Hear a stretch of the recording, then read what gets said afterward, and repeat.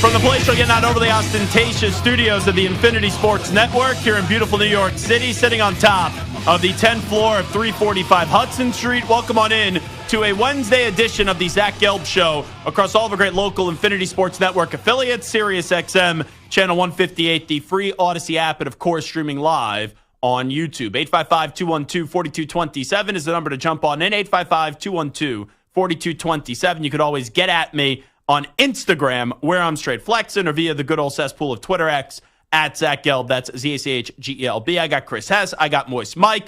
We are jamming out, rocking and rolling with you all the way up until 6 p.m. Eastern, 3 p.m. Pacific time. Coming up 40 minutes from now, we will start our NFL preview. Today's team will be the Denver Broncos. Ryan Harris will stop by. In the 4 o'clock hour, we'll do a little Winkler Wednesday. And then we will go to Big 12 Media Days coming up in the 5 p.m. Eastern time hour with Ari Temkin, who's a host over at Big 12 Radio on Sirius XM. I want to start the show today. I was watching the Hard Knocks offseason with the Giants, and they're now 2 episodes in. By the way, they came out with the receiver episode today, or that series. I was a little disappointed, Santa. I didn't watch a single second of it yet. So there's like 6, 7, or 8, something like that, episodes of receiver. They released them all at once. I don't know about you, and I know then you have the freedom to go watch something, and you could do it on your time. When something is new, I like them staggering it. And let's say, okay, it came out on Wednesday, that they released every episode at Wednesday. But now, since they threw 6 to 8 of those episodes right in front of me, I thought I was going to have all summer to watch this, right? One a week and have the fun storylines that way.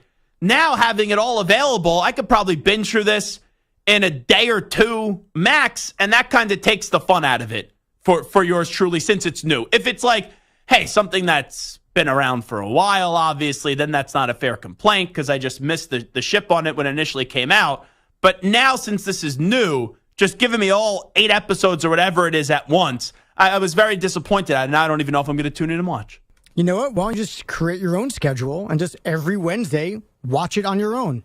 But I won't do that. Okay, well then that's on you. Because like when there's a show that I missed the boat on, and I finally elect to watch it, you know, if it's something reality TV related or a classic show, I will sit there. And it was worse when I was working from 6 to 10 p.m. Eastern, because I'd get off at 10, get home by 10:30 after my walk home. And then I'd sit there from like 10:30 to sometimes 3 or 4 a.m.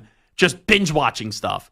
Now, you know, getting out at 6 o'clock and you go to bed a little bit earlier, but I do have more time. So it's like, I'm not going to sit there after one episode and go, oh, I'm only going to watch one episode. I'm not going to be able to have that mental toughness to know that the episodes are out there and then just do it 1 week at a time. But anywho, that's a personal issue.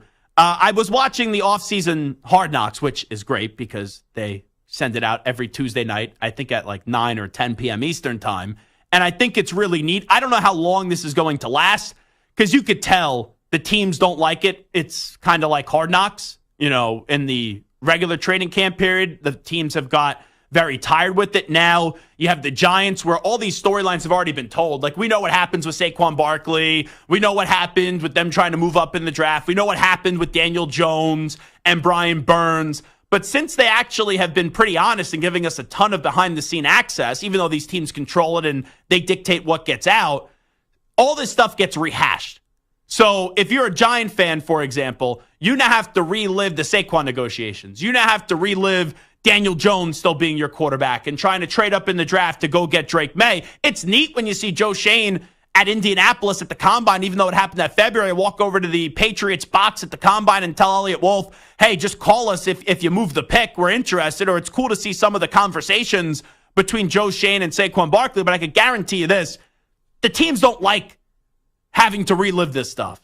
Like, it happened, and now it's almost as if you just want to say move on. But I was watching one scene last night, and I thought it was fascinating insight, where Brian Daboll and Joe Shane are sitting in a room in Indianapolis for the Combine, and they're bringing in all these quarterback prospects, and they're having them draw plays on the board, try to remember what the play call was, and they do the interviews, and they brought in Drake May, they bring in Caleb Williams, you bring in Jaden Daniels, and it made me have a thought. there's no doubt about it. Caleb Williams starting week 1 for the Bears.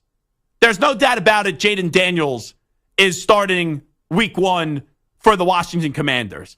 But after that, since you had 6 quarterbacks go in the first 12 picks of the draft, you have 4 quarterbacks that I'm not sure when we're going to see them on the field. I think it's an egregious error by the Minnesota Vikings to not start J.J. McCarthy week 1.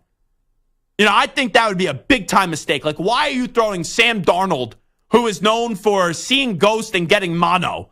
Why would you put him on the field in week 1? I don't need to see Sam Darnold.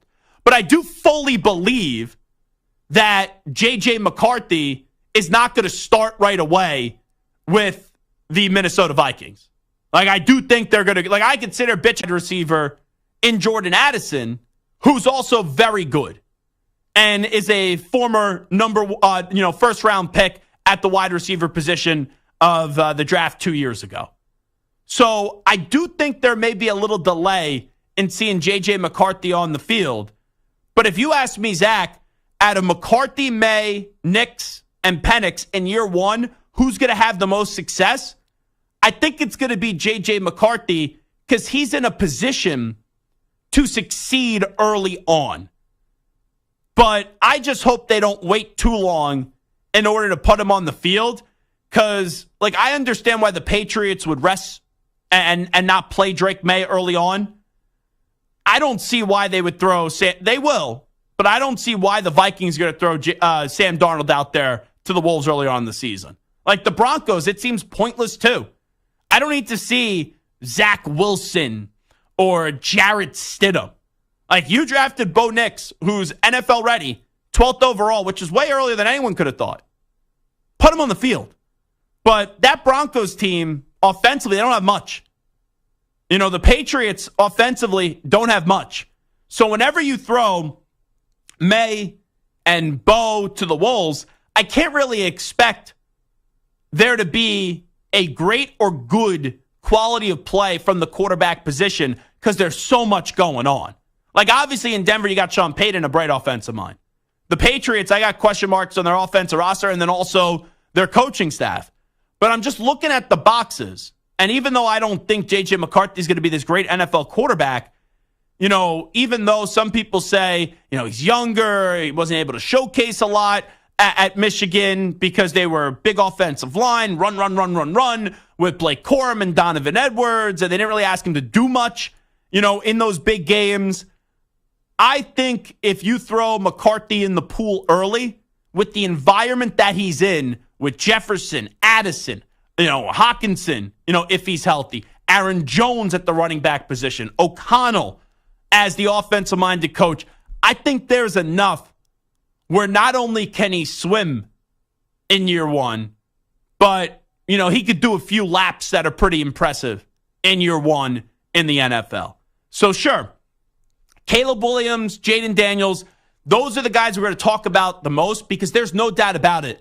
Those 2 guys are going to play right away from week 1. But then when you get to the other 4, McCarthy, Bo, Michael Penix Jr., and Drake May, out of those 4, I think in year 1, McCarthy is going to be the one that will have the most success. But I'm really intrigued to see what Drake May does because he's kind of the Josh Allen comp in this draft where big dude, big arm, mobile, athletic. And we talked a lot about that with the uncertainties of Josh Allen coming out of college, and he was able to put it together. For everyone that's able to put it together, there's a lot more that aren't able to put it together. And if Drake May is as great as what people say he can be, then he should be able to do enough, even if he doesn't have the best pieces in the world in year 1. But for Bo Nix, I have very low expectations. I think his ceiling, if everything goes great, is maybe the 13th or 14th best quarterback in the league, like middle of the road kind of guy. And Michael Penix, by design, you're not going to see him this year, and you probably won't see him for 2 years because you got to think that they're going to give that baton to Kirk Cousins for 2 years and then eventually implement Michael Penix Jr. into the fold. So take Caleb Williams out of it. Take Jaden Daniels out of it. Who will have the best rookie season with the other 4 quarterbacks that went in the first round Is it Drake May? Is it Bo Nix? Is it Michael Penix Jr.? Or is it J.J. McCarthy? From a situational standpoint, I think it's going to be J.J. McCarthy. 855-212-4227. 855-212-4227. We will take a timeout. So I was thinking about that when I was watching the offseason Hard Knocks last night. There was another thing I was thinking about, and I'm really sick and tired of one storyline, and we'll delve into it on the other side. It is the Zach Gelb Show on the Infinity Sports Network. Very busy Wednesday show. We're back up and running on YouTube. You can always check us out, Sirius XM Channel 158, all of our great local Infinity Sports Network affiliates, and always listen to us live, and even you could rewind 24 hours from each show on the free Odyssey app. Brian Harris going to join us coming up at 3:40 p.m. Eastern. Bark Winkler at 4:40 p.m. Eastern. Ari Temkin from Big 12 Media Days will stop by in the 5 p.m. Eastern time hour. Take a break. We'll come on back after these short messages. You're in a 5-minute break.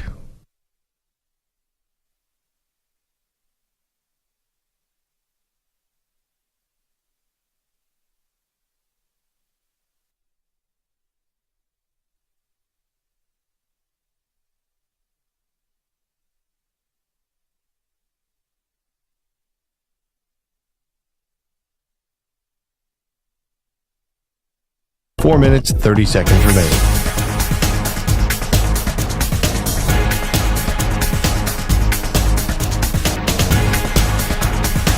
This is the Infinity.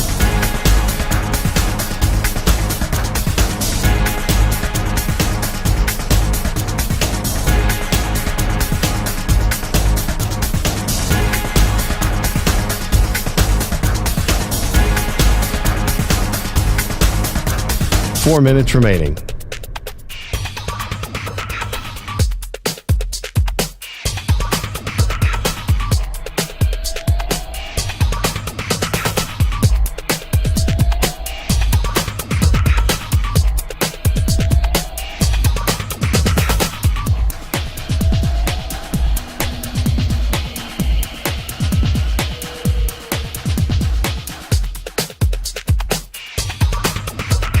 Three minutes, 30 seconds remaining.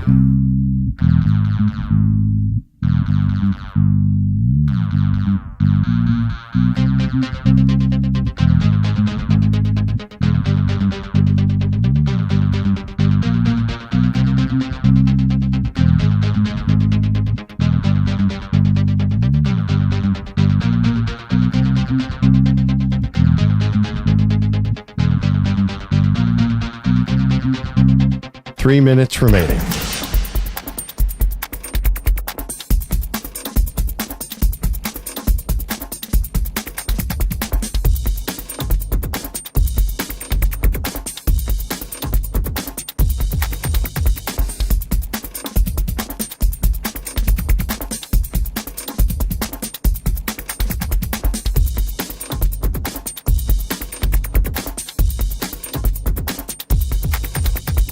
Two minutes, 30 seconds remaining.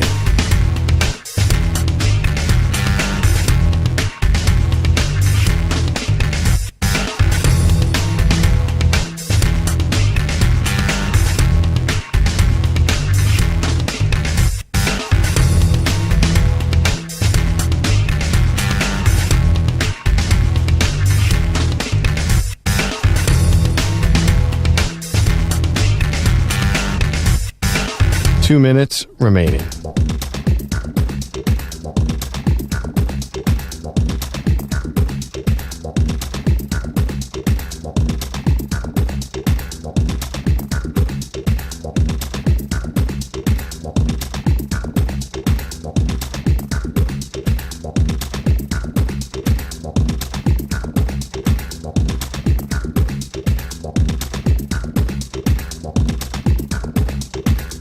One minute, 30 seconds remaining.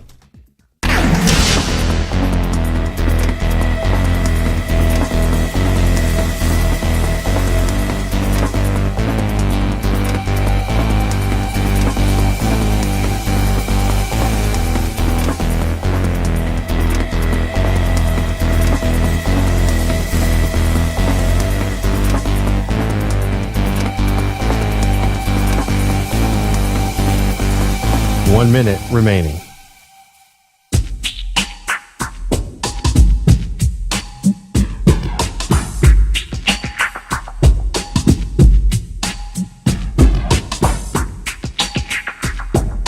45 seconds remaining.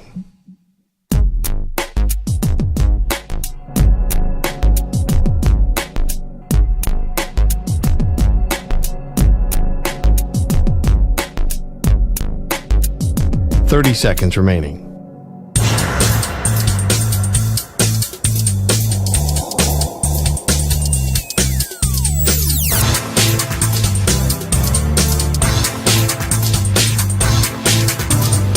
Seconds.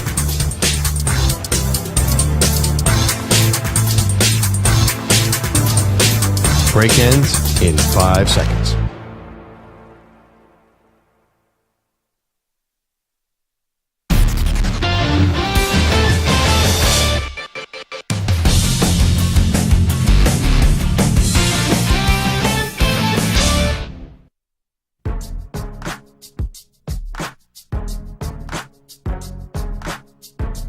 This is the Infinity Sports Network. I will not pretend to be a soccer expert because that annoys me when talk show hosts don't ever talk about something and they get on the air and they pretend as if they're know-it-alls.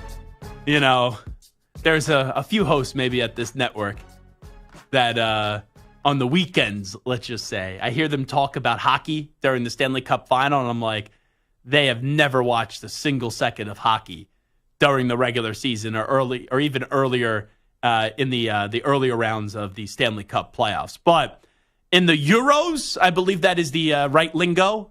England just had a PK. They just got a goal. So it is 1-1. They're going up against the Netherlands. This is the semifinals. If my understanding of this thing I don't really care about, but a lot of other people care about, is accurate, Samter. Yes, this is the second semifinal. Yesterday, Spain beat France to advance to the title. So Spain is through. Spain is through. Harry Kane, who was the one who actually got fouled in the box, is the one who put it away. So Harry Kane put it away in the bottom left corner. And then what's going on with the Copa America?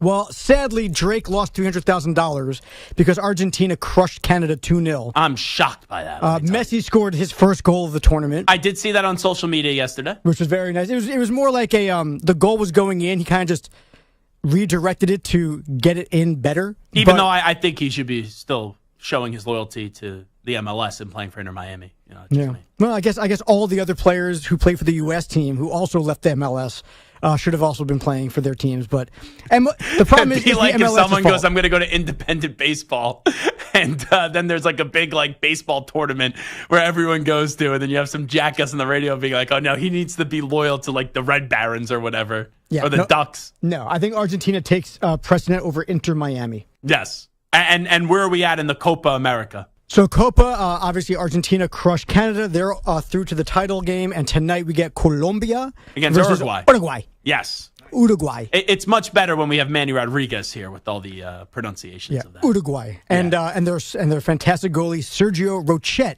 who is our NFCU Defensive Player of the Week. How about that? And this is in Charlotte, North Carolina, right? Copa America, I think, tonight? I have to double check to see exactly the location, but yes, it's all over. So if that is true, that's at the Panther Stadium, I believe. I think it's at Bank of America Stadium tonight, Uruguay and Colombia. That is correct. Is David Tepper going to show up? Does David Tepper show up and maybe throw a few drinks in some fans' faces if he's maybe, I don't know, betting the under? Oh, wait. Wait. Tonight, the over-under for Uruguay and Colombia for goals is 1.5? It's about right. 1-0. 1.5? Oh, my God. 2-1, 1-0, yeah. That's pretty low.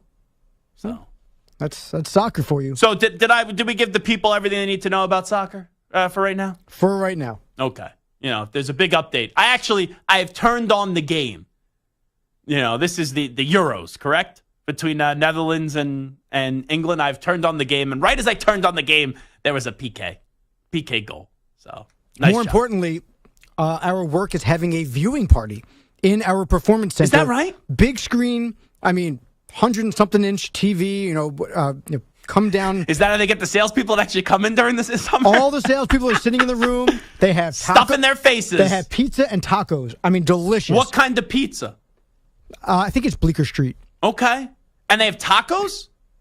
They got fish tacos. I got a black bean and sweet potato. I got a chicken. I got a beef birria. Got some corn salsa. Oh, yeah, I'm feeling it. Oh, and a quesadilla as well. Oh, you got a little quesadilla action. It smells fantastic in here, I'm not going to lie. So why didn't you go get some food? I ate already. Oh, you already ate. Yes. So did I. That's not stopping me from eating more. Free food is free food. It is stopping me, unfortunately. Some people care about their physical health and some people don't. And just for the record, anyone listening who knows the history of me not getting Zach food when there is food, I offered Zach food before I left to go get mine. Yeah, you just said, I'm going to get food. I'm like, I'm not. No, I had no clue what it was for. I said, there's food in the performance space. Do you want anything? You said, no, I'm good. Yeah, I had no clue what it was for. I didn't know what it was either. I just knew that there was food there. I didn't realize there was delicious tacos. Let me tell you, it's always funny. When Samter has vacations, they never bring in food. Samter's always here, though, the day that there's food in here. You have a very salesman-y kind of approach to you. You think that's a coincidence? That's not. I don't think it's a coincidence at all. I think you definitely call up like Jess Clark, who does a great job in promotions, and you call up Jess and you say, hey, Jess, when are you bringing in food? I need to know all 365 days out of the year where there's potentially food going to be in, because you need to go stuff your face with food, and then those are the days that you're not going to take off. 2 calendars on my wall. All the different national holidays and all the different food holidays here at Odyssey International. How about that? So I was watching this offseason Hard Knocks last night, as I was saying, which is very good. There is a storyline, though, that I can't stand. And I know we try to sensationalize things. We try to make everything dramatic. The weird part about this is we already know the story. We already know how this ends between Saquon Barkley and Joe Shane. So it's kind of like, you know, the ending of the movie, and someone spoiled the ending of the movie to you, but you still want to see how you got to the end of the movie, even though there's already been other leaks in terms of what may or may not have happened. So throughout this entire thing, I'm watching it last night, and the whole episode, it was broken up into 2 parts. It was basically the combine, it was basically Saquon Barkley, and then more is going to come out next week and in the ensuing episodes. But I'm sick and tired of the Saquon Barkley, New York Giants whole feud and the way that it did go down. I think it's so obvious what happened. The Giants gave him what I think was a fair offer in 2023. Saquon Barkley said thanks, but no thanks. He got tagged. The moment Saquon Barkley got tagged and could not agree to a long-term extension, that was it. That was the time that Saquon Barkley's time with the Giants did come to a close. Because the Giants are not wrong in not bringing Saquon Barkley back. But it's almost as if you were in a relationship that was very public and a relationship that a lot of people had interest in, and both parties knew that the relationship was coming to an end, but they didn't want to be the person that blinked first. They didn't want to be the person that said, hey, we're breaking up. And that's basically what happened here with Joe Shane and Saquon Barkley.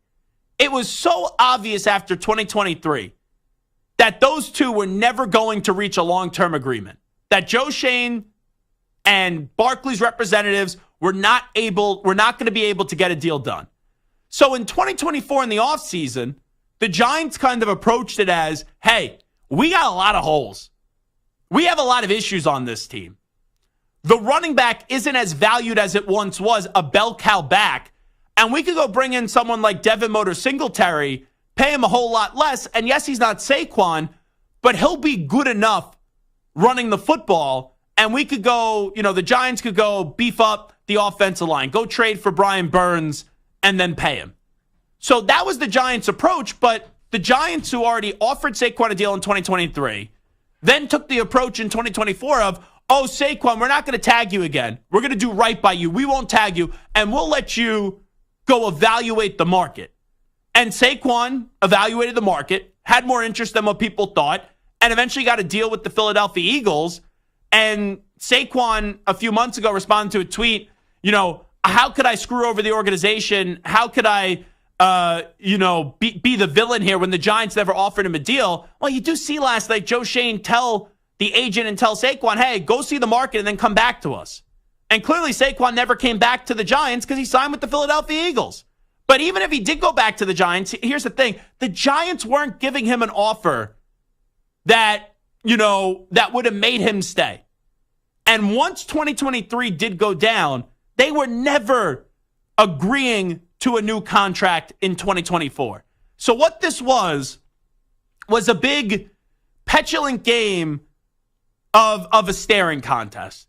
And Joe Schoen didn't want to blink first. Saquon Barkley didn't want to blink first because neither wanted to be viewed here as the bad guy. And here's the thing. If Saquon didn't go to Philadelphia, I don't think anyone's killing the Giants for Saquon leaving.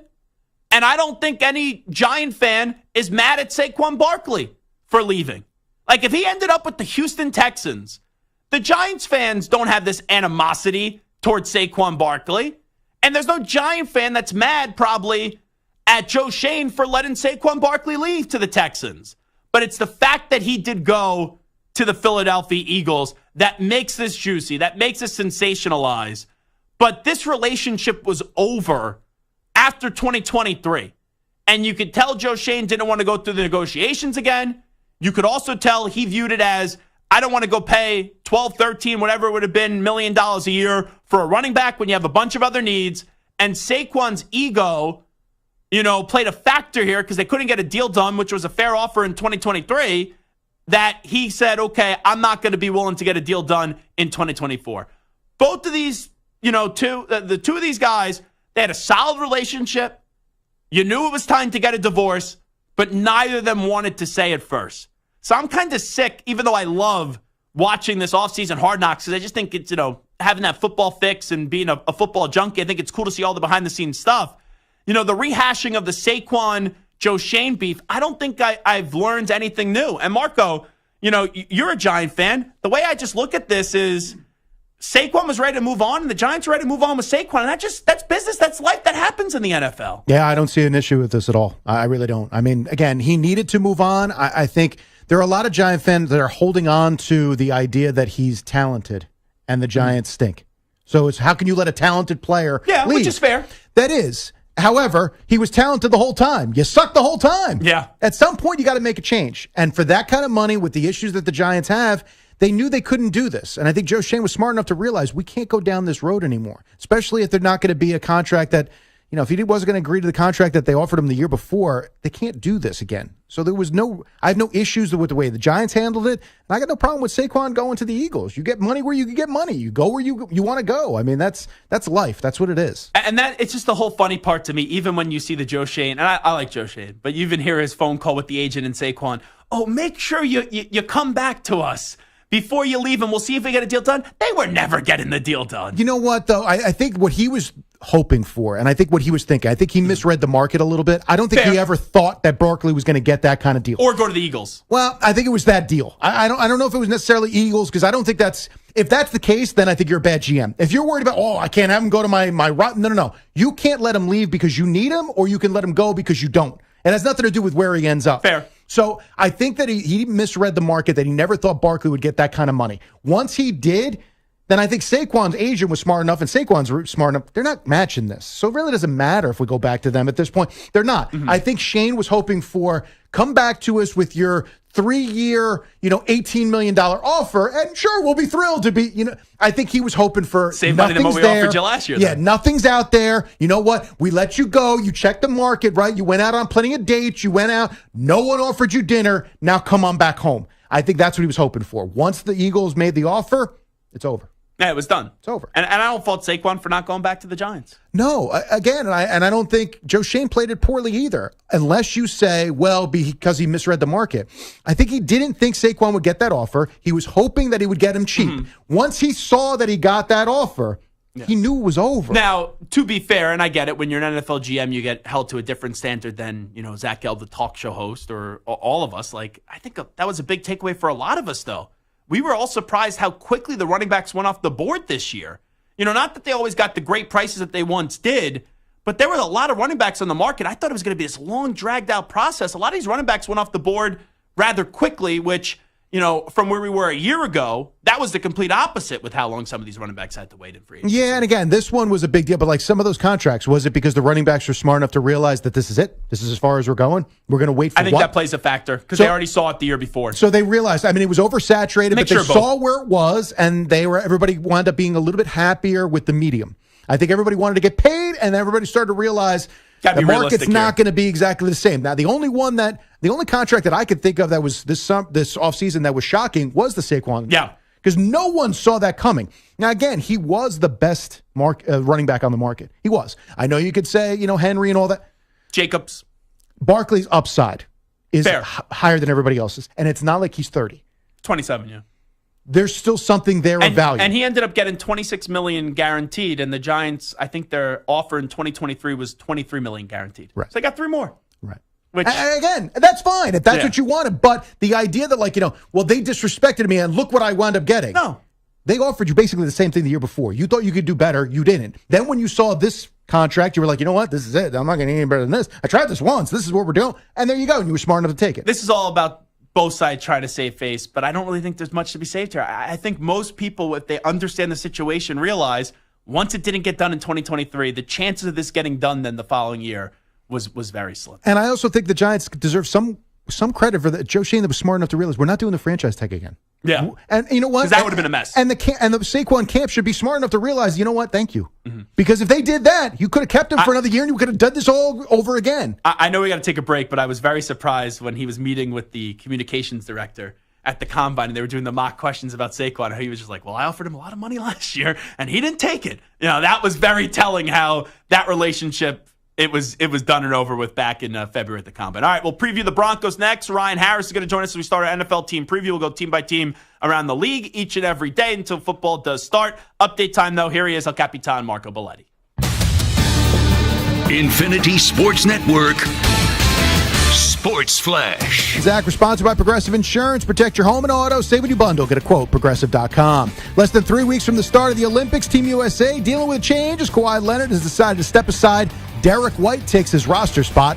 Justin Jefferson says he doesn't blame Kirk Cousins for taking the money and joining the Falcons. Also knows his job remains the same, whether his new quarterback's going to be Sam Darnold or the 10th overall pick in J.J. McCarthy. It doesn't matter if it was Kirk or if it's Sam or if it's J.J.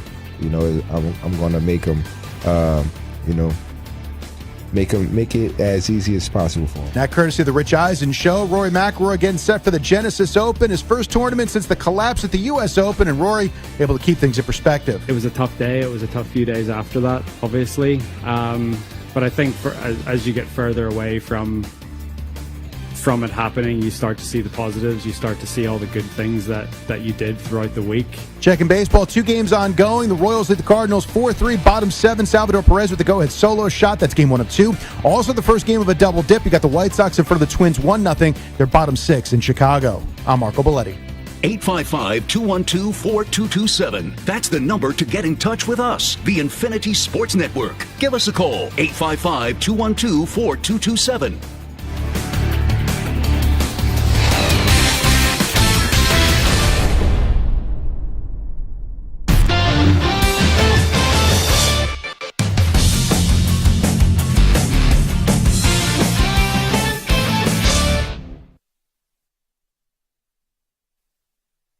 You're in a 5-minute break.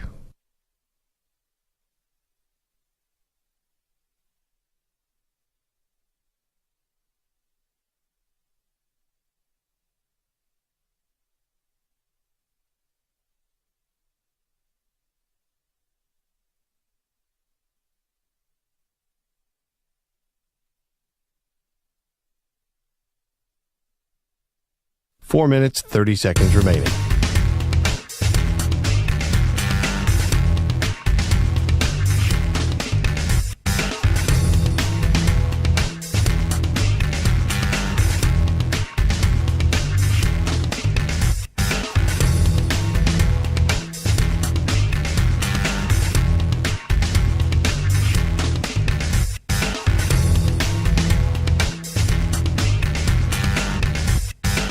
Four minutes remaining.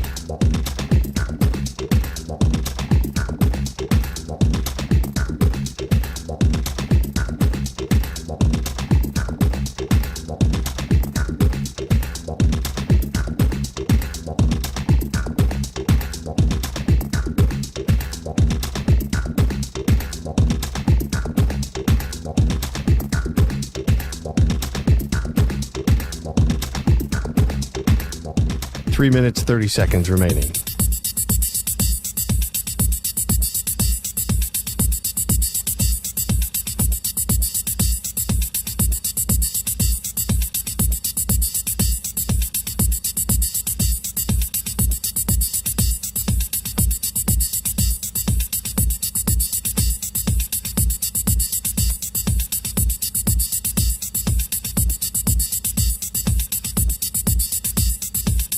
3 minutes remaining.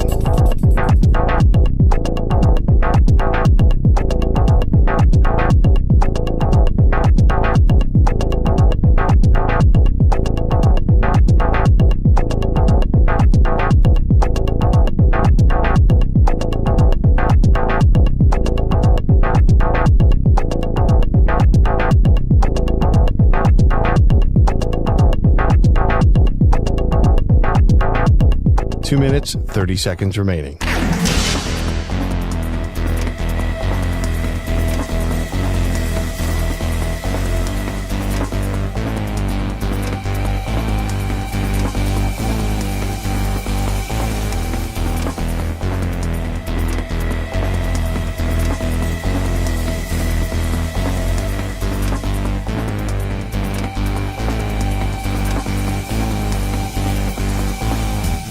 Two minutes remaining.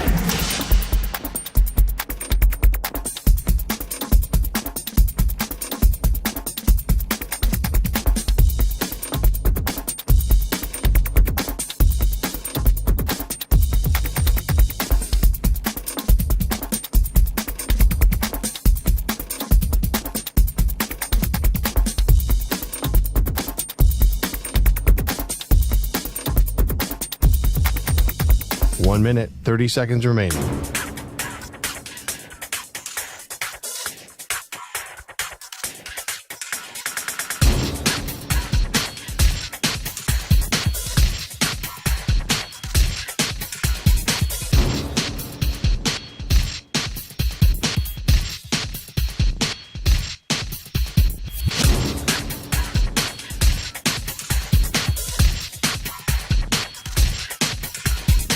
One minute remaining.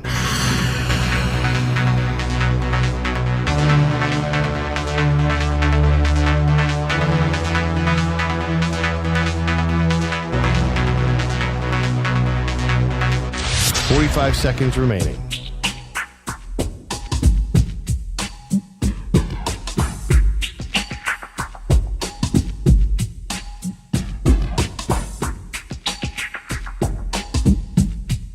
Thirty seconds remaining.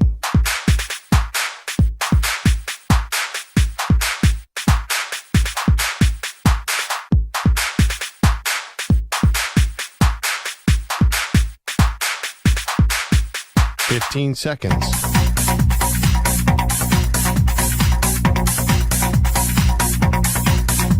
Break ends in 5 seconds.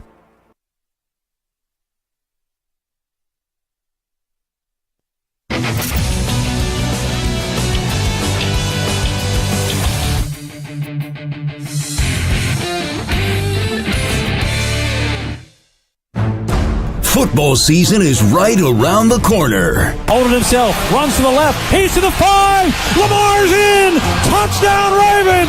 They're going to have a championship game in Baltimore because they hate the barn. Will it be your team's year to hoist the Lombardi? In the shotgun, Mahomes, he runs and he throws, caught, touchdown, it's caught, Hardman caught the ball, the Chiefs have won, the Chiefs have won.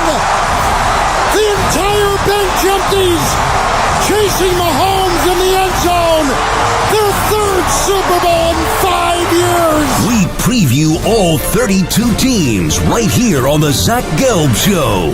The Denver Broncos. All righty, we start our NFL preview segment with the Denver Broncos, and we're going to bring on a man that won a Super Bowl championship with the Denver Broncos going back to Super Bowl 50 and does a fantastic job covering the NFL and also covering college football, and that is Ryan Harris, who's kind enough to join us right now. Ryan, appreciate the time as always, my man. How you been? Been great. Had a fantastic summer and ready for football, just like you, Zach.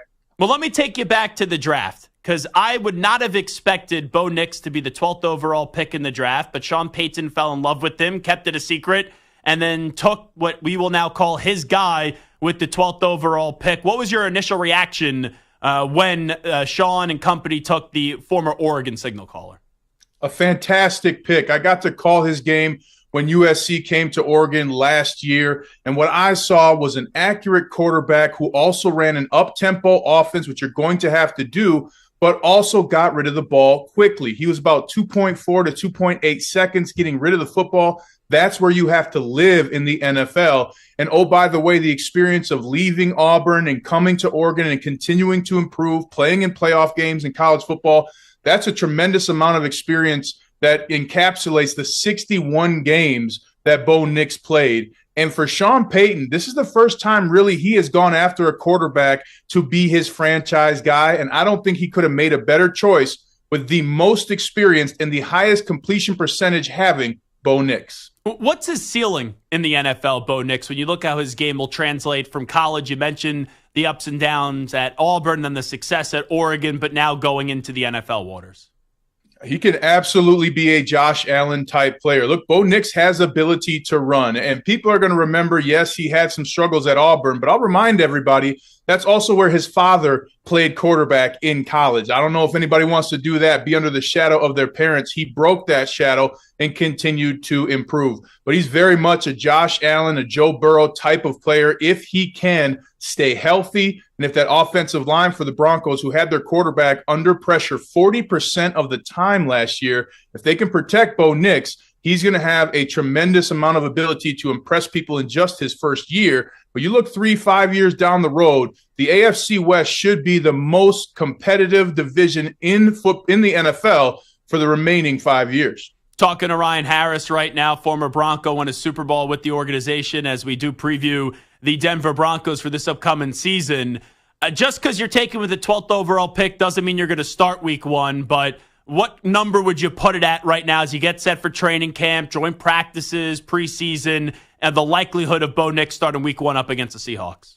I think it's 100% he's going to start. And look, I was at a couple of the OTA practices. He was moving quickly. He was moving with confidence. And one of the things, Zach, when you're an NFL veteran, you look for how does that rookie operate? And most rookies are looking around, trying to figure out where to go, not Bo Nix. He was ready to go in the drills, moving faster than veteran quarterbacks who've had more experience at some of the different individual drills that quarterbacks do in the NFL. But Bo Nix has clearly been working away from the facility to increase his ability as a quarterback, and it showed in the OTAs. A lightning arm that can get the ball downfield. He made some huge plays. Only got picked off, I believe, 3 times the entire OTAs. So this is a guy who's really preparing to start. And when I look at the field and I see the players playing, Bo Nix, to me, is the best quarterback the Broncos have right now. But we know that Sean Payton and Drew Brees were synonymous for all those years. They had so much success in New Orleans. Then Drew retires.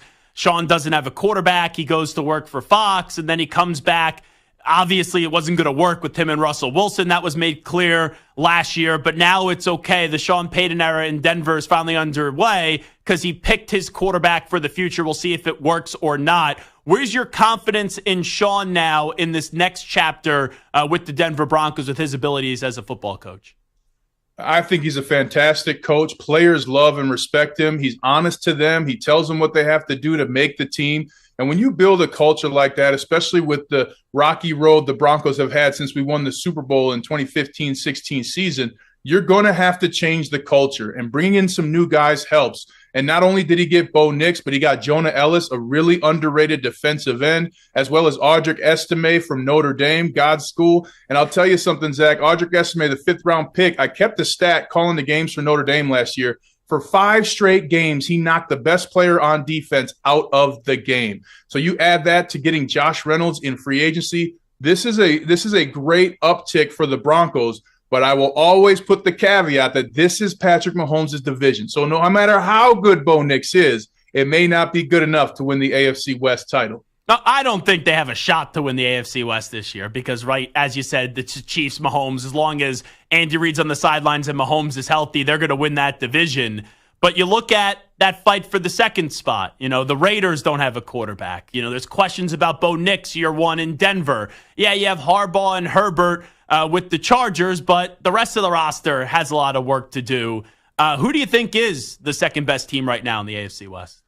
I think it's going to be the Chargers, and the biggest thing is going to be Coach Harbaugh coming in. I mean, remember when he was with San Francisco, I believe they outrushed opponents by 3,000 yards. And you put a run game for the first time in Justin Herbert's career and a coach that will run the ball on 3rd down or 4th and 1 if you get there, and that drastically changes not only how a defense plays, but how much they got to get on and off the field for the different packages. I think a lot of people are going to be surprised with the Chargers. I think the Broncos and Chargers are going to fight for that second and third spot. But I'm with you, Zach. I have no idea what the Raiders are doing. The Raiders are going to Raider. They've got a great roster with no quarterback. They got another tight end this year in the draft.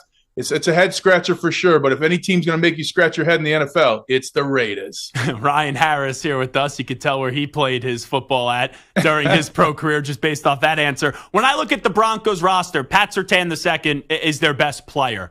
Do you think he's the best corner in the NFL in your opinion? I really do. He's tremendous. He baits quarterbacks into throwing interceptions. And one of the things that I love watching Patrick Surtain II, he understands as a defensive back something that Champ Bailey taught me when I was his teammate. You don't have to defend the entire end zone. Once a wide receiver goes up the sideline, there's only so far he can go before he comes back to the field.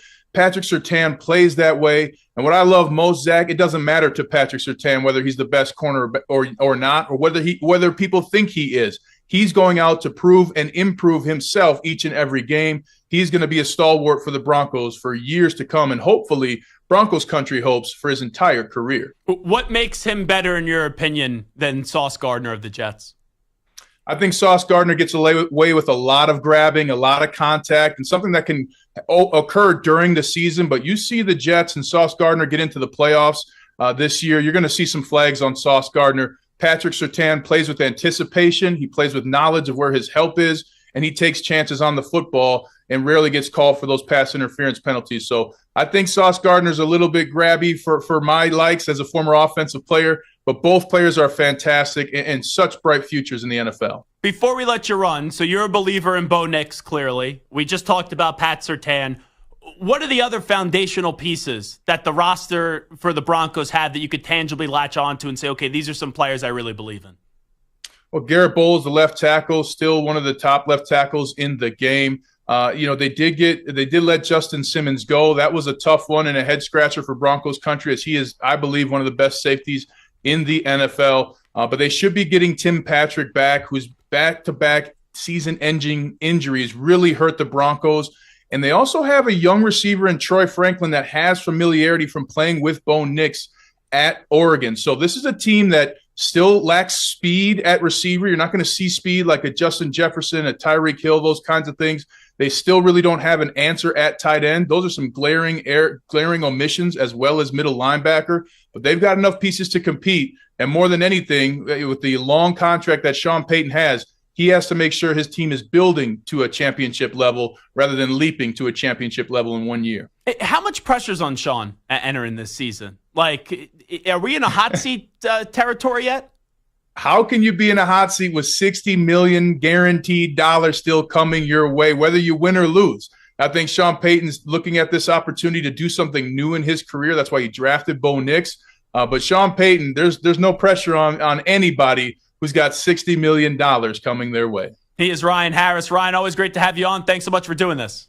Great to talk to you, Zach. Peace. You got it. There he is, Ryan Harris. Excellent debut of a new segment that we're going to do. We're going to bring someone on each and every day that represents one team in the NFL. Could be a current player, former player, coach, GM. You never know who we'll bring on. And good stuff previewing the Denver Broncos.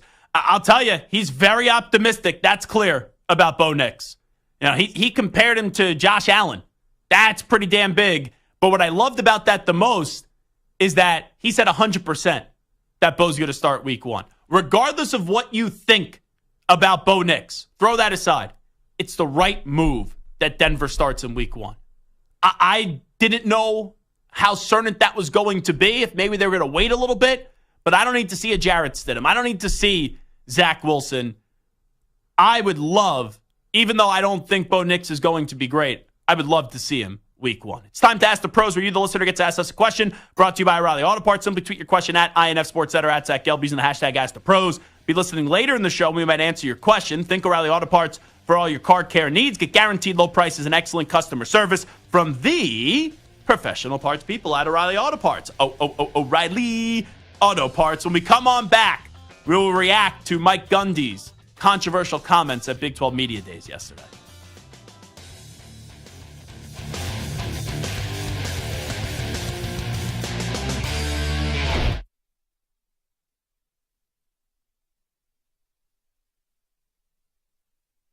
You're in a 5-minute break.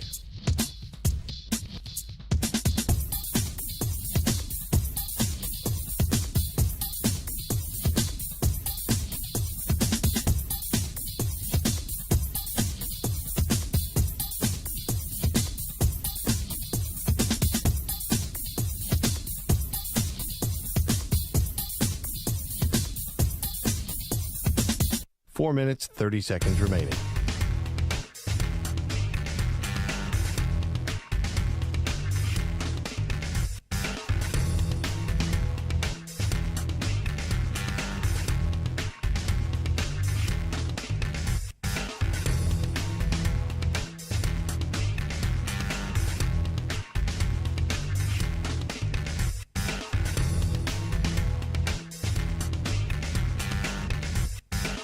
Four minutes remaining.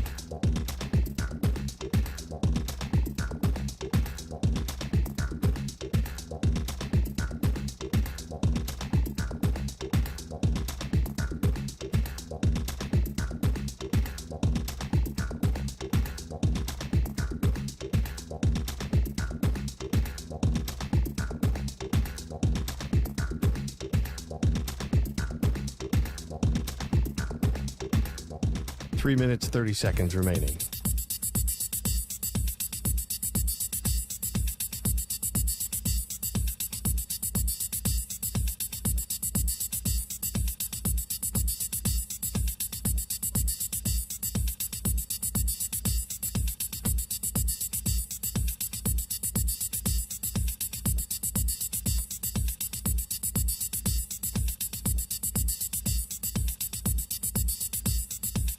Three minutes remaining.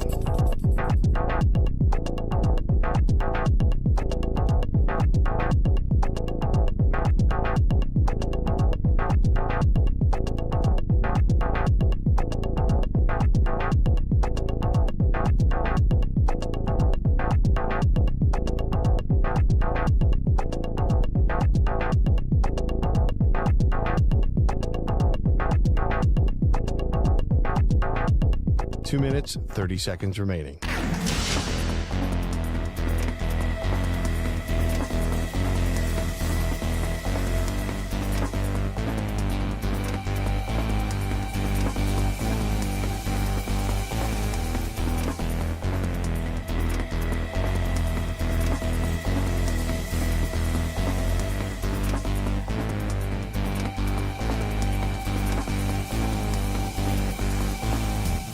Two minutes remaining.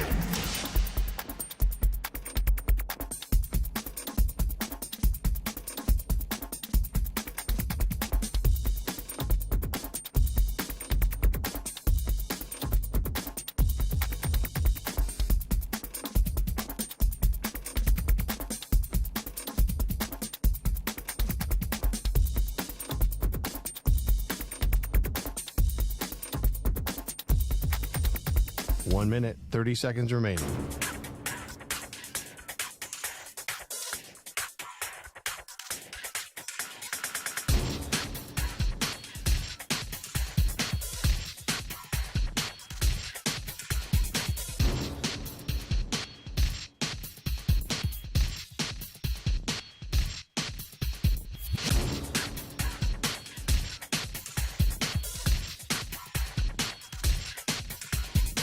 One minute remaining.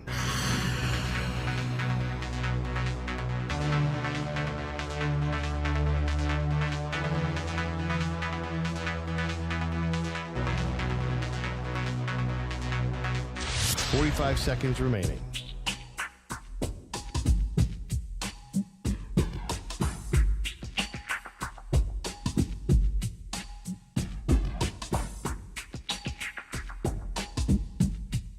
Thirty seconds remaining.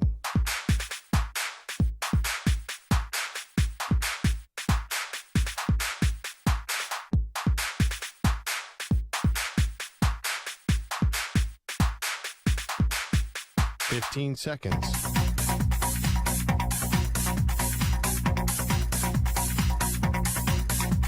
Break ends in 5 seconds.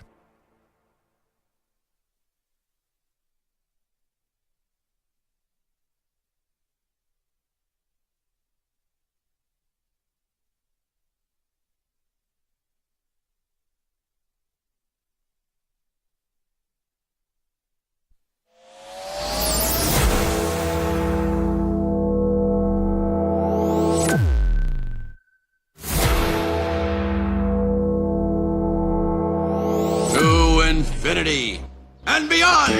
He's live. He's nationwide. This is the Zach Gelb Show.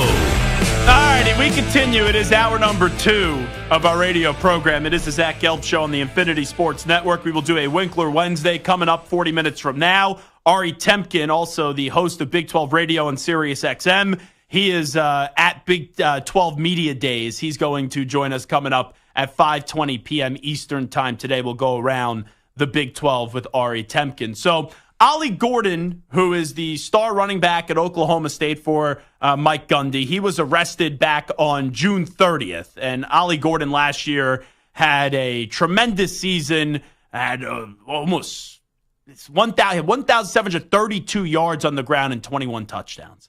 So he was arrested. I'm reading this via USA Today. He faces 2 misdemeanor counts of driving under the influence by a person under 21. He's only 20. And transporting an open container of alcohol. And an Oklahoma Highway Patrol trooper reported finding a half a bottle of lemonade vodka and a half full bottle of tequila inside his 2024 Cadillac. So, first off, he's underage. Secondly, drinking and driving above what is the legal limit. So Ollie Gordon had a decision to make. Already was arrested. Story's already out. You have Big 12 Media Days. And Mike Gundy, I guess the way the story goes, he asked him, do you want to go to Big 12 Media Days still? And if you do, you got to face the music. And Ollie Gordon, to his credit, said, yeah, I still want to go to Big 12 Media Days. So if Ollie Gordon yesterday just got in front of the cameras, and Ollie Gordon, who has taken accountability for this, he's apologized. If Ollie Gordon was just able to handle this on his own, I don't even think we're talking about this today. Actually, I don't think we're not talking about this. I know we're not talking about this. And on this show, I've said this before, and Ollie Gordon's lucky because a lot worse could have happened. And I've shared, whether it's on the 6 to 10 p.m. Eastern time slot or on this show, when my mom was growing up, when she was, I think, like a teenager, it was just right when she started driving, she got hit straight on by a drunk driver. And she went from her seat through the windshield onto the drunk driver's car. Luckily, she was able to survive. My mother, obviously. So drinking and driving, I have a no tolerance for it. Especially, and I know it shouldn't matter like if you make money or not. Ollie Gordon is making a lot of money now legally to go play football. Like, he could have got an Uber. He could have got a Lyft. But Ollie Gordon was driving. Thankfully, no one got hurt. Thankfully, he didn't hurt himself or hurt other people, because we know that could obviously happen when you drink and drive. And he got arrested.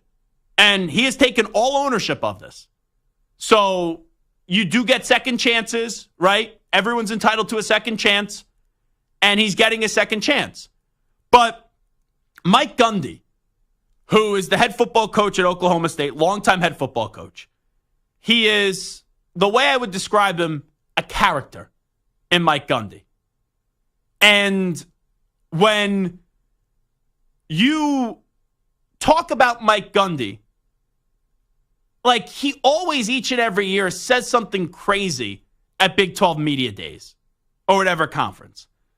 And Mike Gundy, there's like different levels. Like, you're talking about NIL, you're talking about transfer portal, a coach is something crazy, who cares?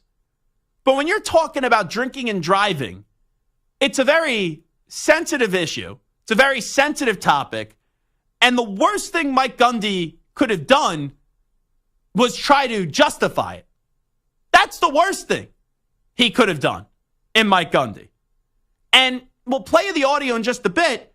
He even says, I'm not justifying what he did. And then he goes on to justify it.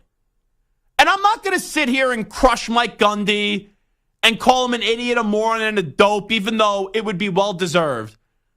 I know everyone's irate about this and everyone's freaking out about Mike Gundy. It's weird. It doesn't surprise me that Mike Gundy said these things. I'm not saying what he said is right, because I don't believe what he said is right. But we're almost at a point where I would have just respected Mike Gundy more if he just owned it. And if he just said, hey, obviously what Ali did was wrong. He knows that. I'm not punishing him because I don't have to punish him. Instead, yesterday, he's like, oh, the real punishment would be put him on the field and handed him the ball off 50 times in the first game of the season. Or he's trying to justify and say that, oh, what Ali did, he's basically done 1,000 times. It's just, that's the part to me. Even though Mike Gundy has been around for a long time and it's college football, so, right, he's the king at Oklahoma State, that's still the somewhat surprising part to me. It's not that Mike Gundy said something crazy. It's that you know that this is a serious issue. Thankfully, with knowing what could happen when you drink and drive, that Ali was lucky that nothing terrible did happen, right? And no injuries did occur. And he didn't hurt himself or hurt someone else. So when this story wasn't really in the news, like, yeah, we all knew that Ali was going to have to go to Big 12 Media Days. He's going to have to talk about it. Mike Gundy was going to get asked about it. But then, like, that's it. If you just say you're sorry, which Ali did, and Ali handled it the right way, and if Mike Gundy didn't put his foot in his mouth yesterday, this goes away, and no one's talking about this today. But instead, Mike Gundy, it's almost like he has to lecture and talk down to people to excuse something that his player did that was wrong.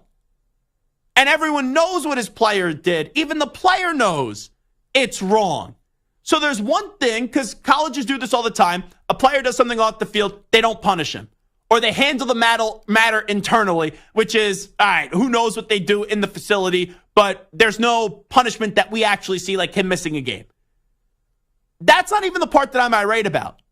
Like, we know that in all likelihood, these college coaches protect the players, and in most of the times, there's not a serious suspension. But then to think it was a good idea to get in front of cameras yesterday and basically justify what the player did, that's where you lose me. That's where I'm like, dude, even on the Mike Gundy scale, what the heck are you thinking? How did you think that was the best way to approach it? And, you know, I don't need an apology out of Mike Gundy. I know he took to Twitter and he tweeted something out. You know, he said, my intended point today at Big 12 Media Days was that we are all guilty of making bad decisions. It was not a reference to something specific. What are you talking about? You know, I know that as a college coach, a lot of these college coaches feed BS and a lot of people take the BS. Everyone knows what you were doing. You were justifying what your player did and you were trying to talk your way out of why you didn't suspend him. You would just been better off saying, Ali made a mistake. We all make mistakes, some more serious than others. We are handling this the way that we think it's in the best interest of our program, and that's it. That's all you had to say. But once you start trying to justify what he did, that's when you look like a dope. That's when you look like a moron. And I know I said I wasn't calling him a dope, moron, and a jackass, but you know what I am? Mike Gundy, that's when you look like a jackass. It just... You know, I know all these college programs have communication directors. And maybe Mike Gundy doesn't give a rat's ass what the communication directors say. But how did Mike Gundy, a grown man, right? I know we're way past I'm a man, I'm 40. What's Mike Gundy now, 60? How he thought a grown man like Mike Gundy thought that was a good idea to handle it this way. And Mike Gundy's 56.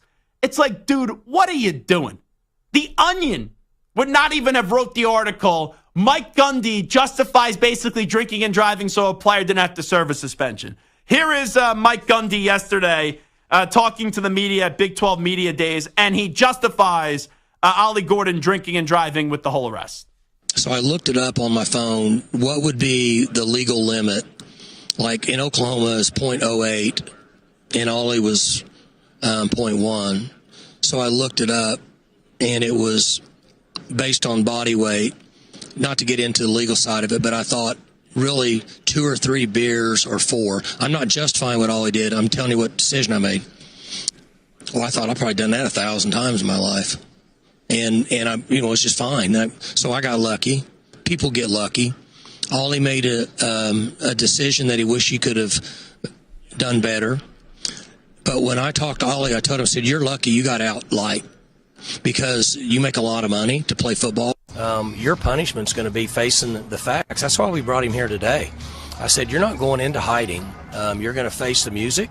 You're going to have to stand up and talk to people and answer questions. But he's going to play, and I'm going to do what we think is best for Oklahoma State football, and I think it's best for Ollie to play. If there's any punishment, it's make him carry the ball 50 times in the first game." The two lines there that you just hear, and it's you want to rip your hair out and just scream. Or I've probably done what Ollie's done like 1,000 times. Basically just trying to minimize what Ollie did.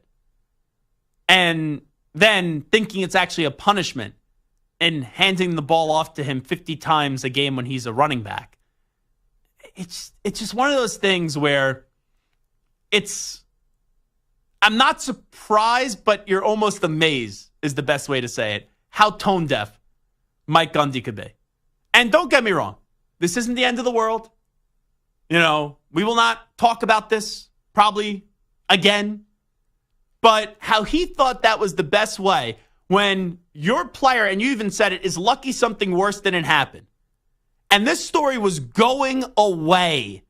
It was going away. And you thought that was the best way to handle it? Like, if that's the ironic part.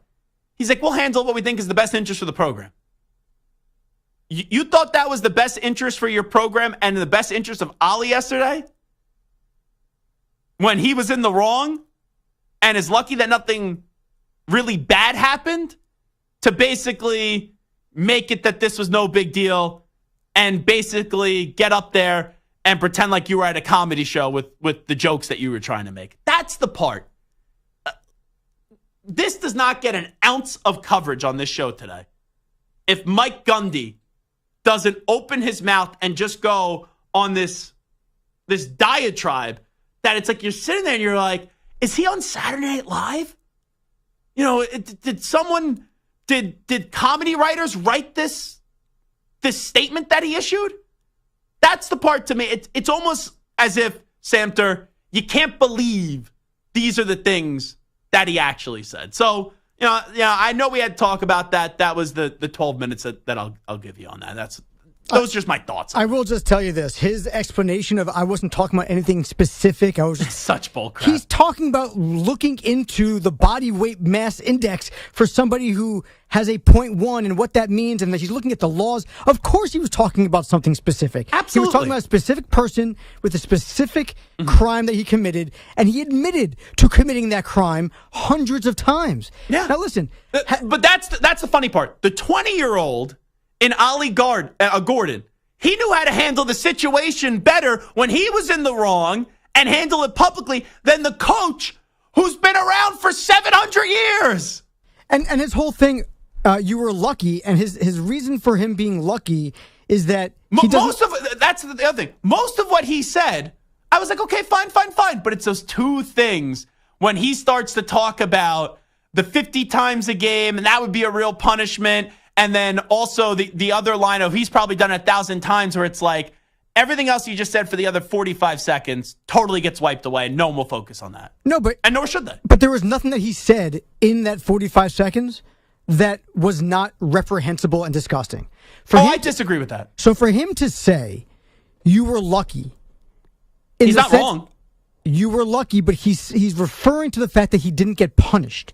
That's why he was lucky. Okay, I took that as he was lucky that something worse did not happen. That is how it should have been.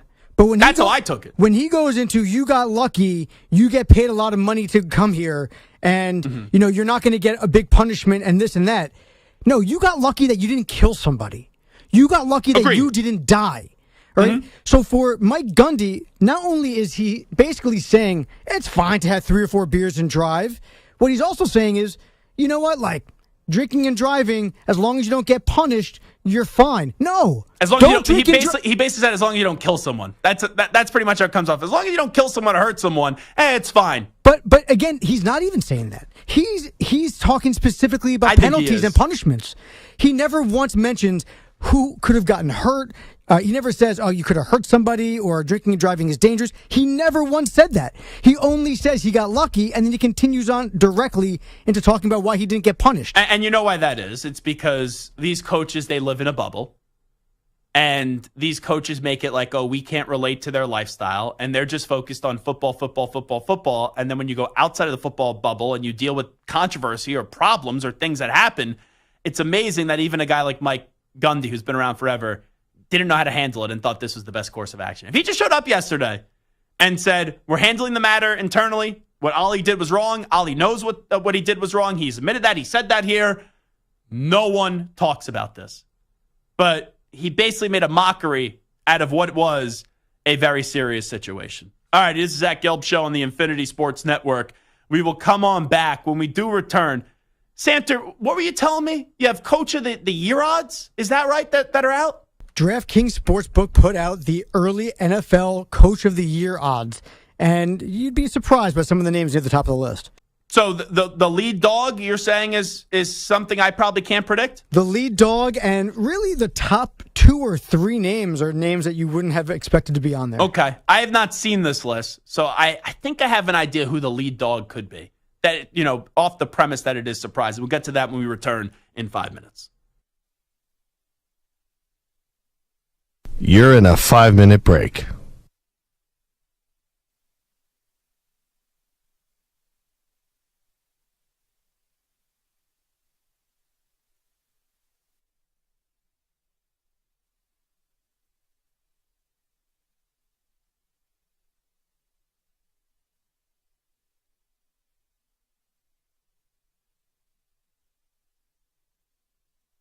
Four minutes, 30 seconds remaining.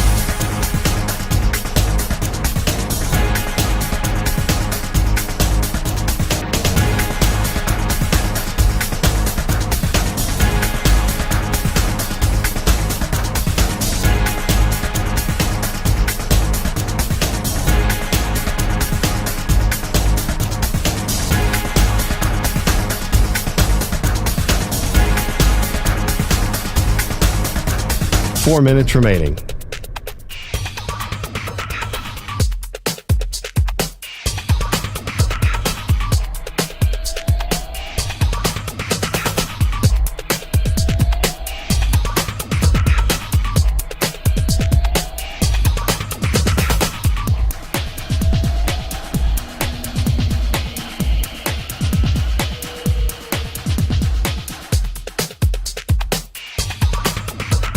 Three minutes, 30 seconds remaining.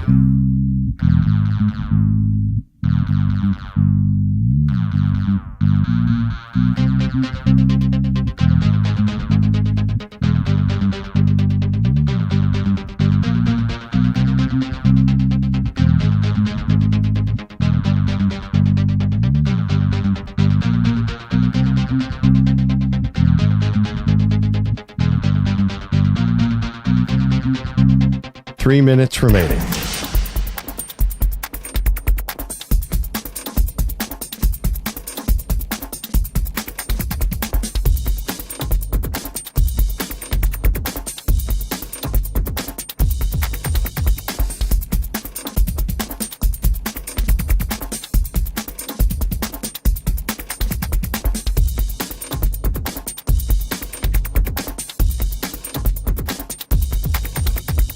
Two minutes, 30 seconds remaining.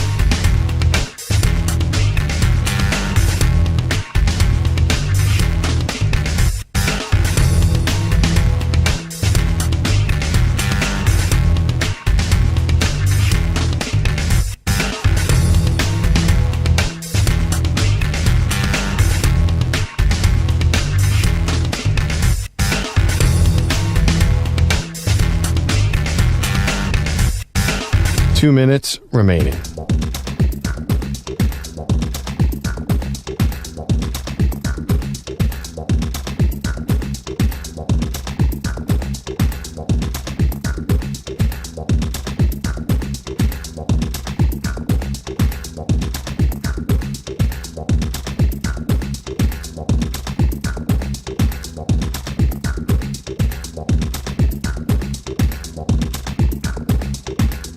1 minute, 30 seconds remaining.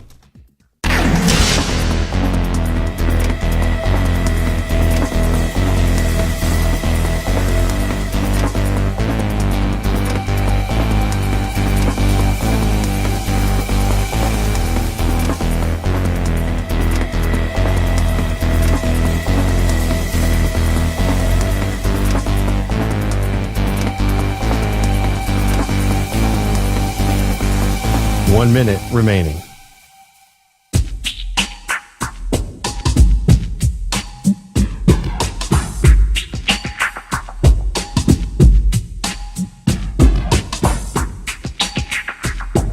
$45 seconds remaining.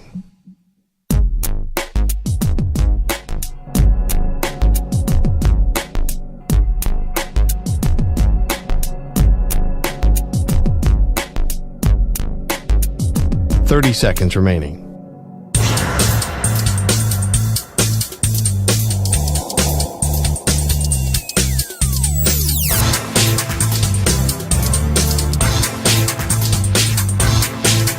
$15 seconds.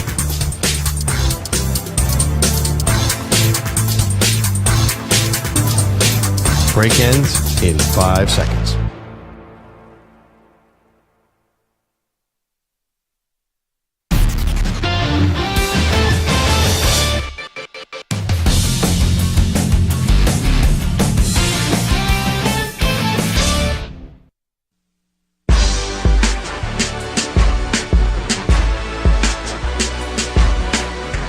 Welcome back to the Infinity Sports Network. Alrighty, I have not seen this list. Samter told me that DraftKings came out with their odds, their latest odds for Coach of the Year. And Mike, you're saying that the odds-on favorite to win Coach of the Year right now is a name that you would have never have thought of to be the Coach of the Year for this upcoming season in the NFL. Is that correct? I mean, you have 32 choices, so of course you could have thought of it. But yes, it's not a name that would have jumped out to me, and it's a name that I'm surprised is at the top of this list. I'm gonna guess it's in the NFC. Am I right on that? I will give you that one and only hint. Yes. Raheem Morris? Raheem Morris is 7th on the list. Okay. I just thought team didn't make the playoffs. First time head coach, even though, new organization. He's been a head coach before. I thought it'd be Raheem Morris. Now, had I not told you that it was a surprise name, who would you have thought would have been the top choice for Coach of the Year? Top choice Coach of the Year, Dan Campbell. Okay. Probably. Dan Campbell is 8th on this list. Surprise name. And it's in the NFC, you said? He is in the NFC. I'm trying to think. I'm not going NFC. I'm just saying, who else would I have thought would have been the top guy for Coach of the Year? I can't say it's Andy Reid just because, Coach of the Year, it's always, do you exceed expectations or you just have, a historically great season? And the Chiefs aren't going to exceed expectations because they are the expectation, and I don't think they're going undefeated. So I'm trying to think who else. Where is Matt LaFleur on this list? Just wondering. Matt LaFleur is a great Is guess. he one? No, he's number 4. Okay. Oh. You wouldn't have thought of this guy. He's in the NFC. I got to go back to the playbook of the Atlanta Falcons, a team that didn't make the playoffs a year ago and then makes the playoffs this year. And is this a team that I've said is going to be a playoff team? Yes. So it's Matt Eberflus of the Bears. He was on the hot seat for 2 straight years. He was supposed to get fired this offseason. Everyone was like, is Matt Eberflus going to even be the Bears head coach? And now he's the favorite to be coach of the year? That's not crazy. Pretty crazy. Well, here's why it's not D'Amico crazy. Ryans is behind him. Dan Campbell is behind him. But here's the thing. Those teams have already broken out.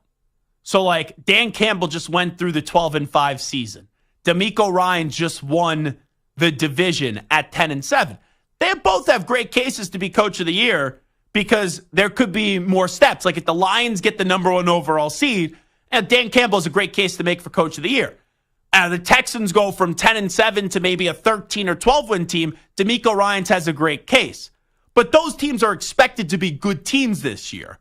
You look at the Bears, they were 7-10. You get Caleb Williams. They go 9-8. They go 10-7, let's just say. You're talking about Eberflus for Coach of the Year and Caleb Williams as Offensive Rookie of the Year. Like, those guys are going to be in the conversation. So I know, to be fair, though, I would not, like, if you would have just said to me, hey, who's the Coach of the Year, odds-on favorite, without telling me that it was a surprise, I would not have guessed Matt Eberflus. But I don't think I'm not saying I would have thought it, but I don't think it's ridiculous. So here's the thing. They went 7-10 last year. You're telling me he's winning Coach of the Year if they win 2 more games? I think it's a possibility. That's crazy. No, because for him to win Coach of the Year, to go from 7-10, they'd have to win 11 games. You can't go from 7-10 and 9-7 to 9-8, win 2 extra games, and now you're Coach of the Year. But remember, that D'Amico Ryans won like 8 extra games. But hold on. That team in the Bears, they were 7-10. That record played well above the talent that they have on that roster. Now, they made a lot of moves this offseason, where, bringing in Keenan Allen, drafting Roma Dunze, drafting Caleb Williams, the trade the year prior to that, making sure that they were in position to get all the Panthers picks.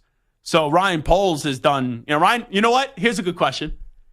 Executive of the Year, Coach of the Year, Offensive Rookie of the Year. What's more likely? Williams winning Offensive Rookie of the Year, Ryan Poles winning Executive of the Year, or Eberflus winning Coach of the Year? What do you think is the likeliest? I'm going to go, you can go Poles because they had that first pick because of the trade with the Panthers. So if Caleb Williams does well, I can go with Poles. I honestly think if the Bears have to win 10 or 11 games for Eberflus to be considered Coach of the Year. That's why, to me, it's crazy. It's not likely. It's not a reasonable thing to think is going to happen. If they go 8-7 or I'm sorry, 8-9 or 9-8. No, he's not going to win if you go 8-9. You got to make the playoffs. But if you go 9-8 and make the playoffs after a 7-10 year with the number 1 overall pick, a generational quarterback, you're probably not. You shouldn't win Coach of the Year, depending on what else. Like, you look at what D'Amico Ryans did. The expectations were nothing for them. And pretty much worse to first. And they won the division. So, like, that, to me, is more likely. Like, Raheem Morris makes more sense. Shane Steichen makes more sense than Matt Eberflus. Wait. Shane Steichen, he was just 9-8. And you get your quarterback. I don't think Shane Steichen's going to win Coach of the Year. But it also feels more likely to me that the Colts are really good than the Bears are really good. But you got to remember, this is a market that's been tortured for a long time. This is a market that hasn't had a quarterback. This is a market that's been craving for success. And when you're in a big market, that does matter. They go make the playoffs, there's going to be a lot of Bears hype in terms of local media in Chicago and the national media as well. I guess to me, it's crazy that a guy who people were calling for him to get fired for the last 2 off seasons is now the favorite. Now, number 2 on this list is a name that I think is, to me, probably the top name. So Eberflus is 1. What are the odds for that? That's plus 900. Okay. Number 2. So you're getting a good price on all these guys. Really. Yeah. Number 2, you can guess it or I can just tell you. It's AFC or NFC? AFC. Not a surprise, a name that I would not be surprised if he won it all. Not won it all, won Coach of the Year.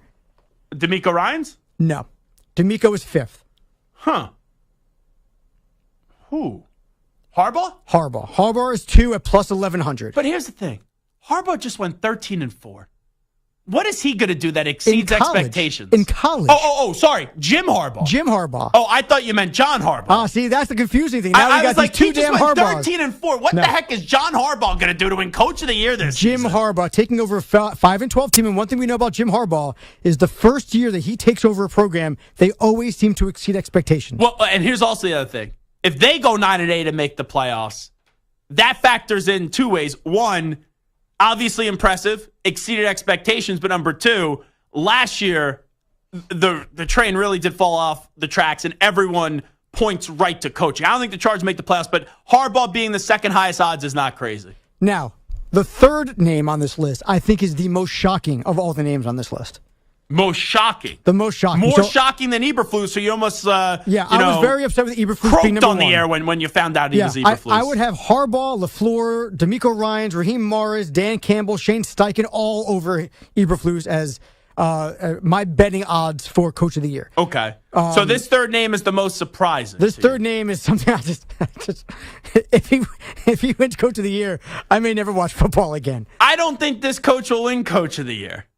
Okay. But I'm going off the wacky scenarios. Okay. Is it Dennis Allen of the Saints? It is not Dennis Allen.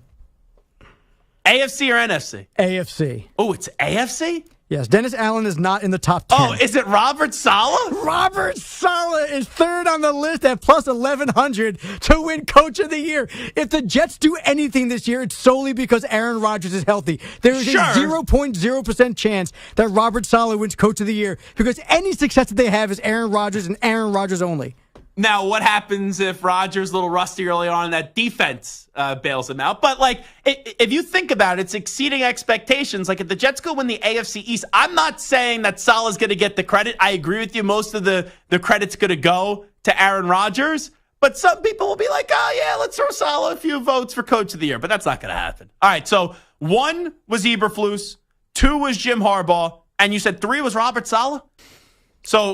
And 5 was DeMeco Ryans, you said? Yeah, Matt LaFleur 4, DeMeco Ryans 5, followed by Raheem Morris, Jonathan Gannon of the Cardinals, who I would actually put my money there because I think the Cardinals are going to do well with low expectations. I think Jonathan Gannon has a good shot. But they got to make the playoffs. They got to make the playoffs. I don't think so. For Coach of the Year, you got to make the playoffs. You probably do, but the Cardinals won, 4 games last year? Yeah. They won 4 games. If they win 8... No one's giving Coach of the Year for 8 and 9.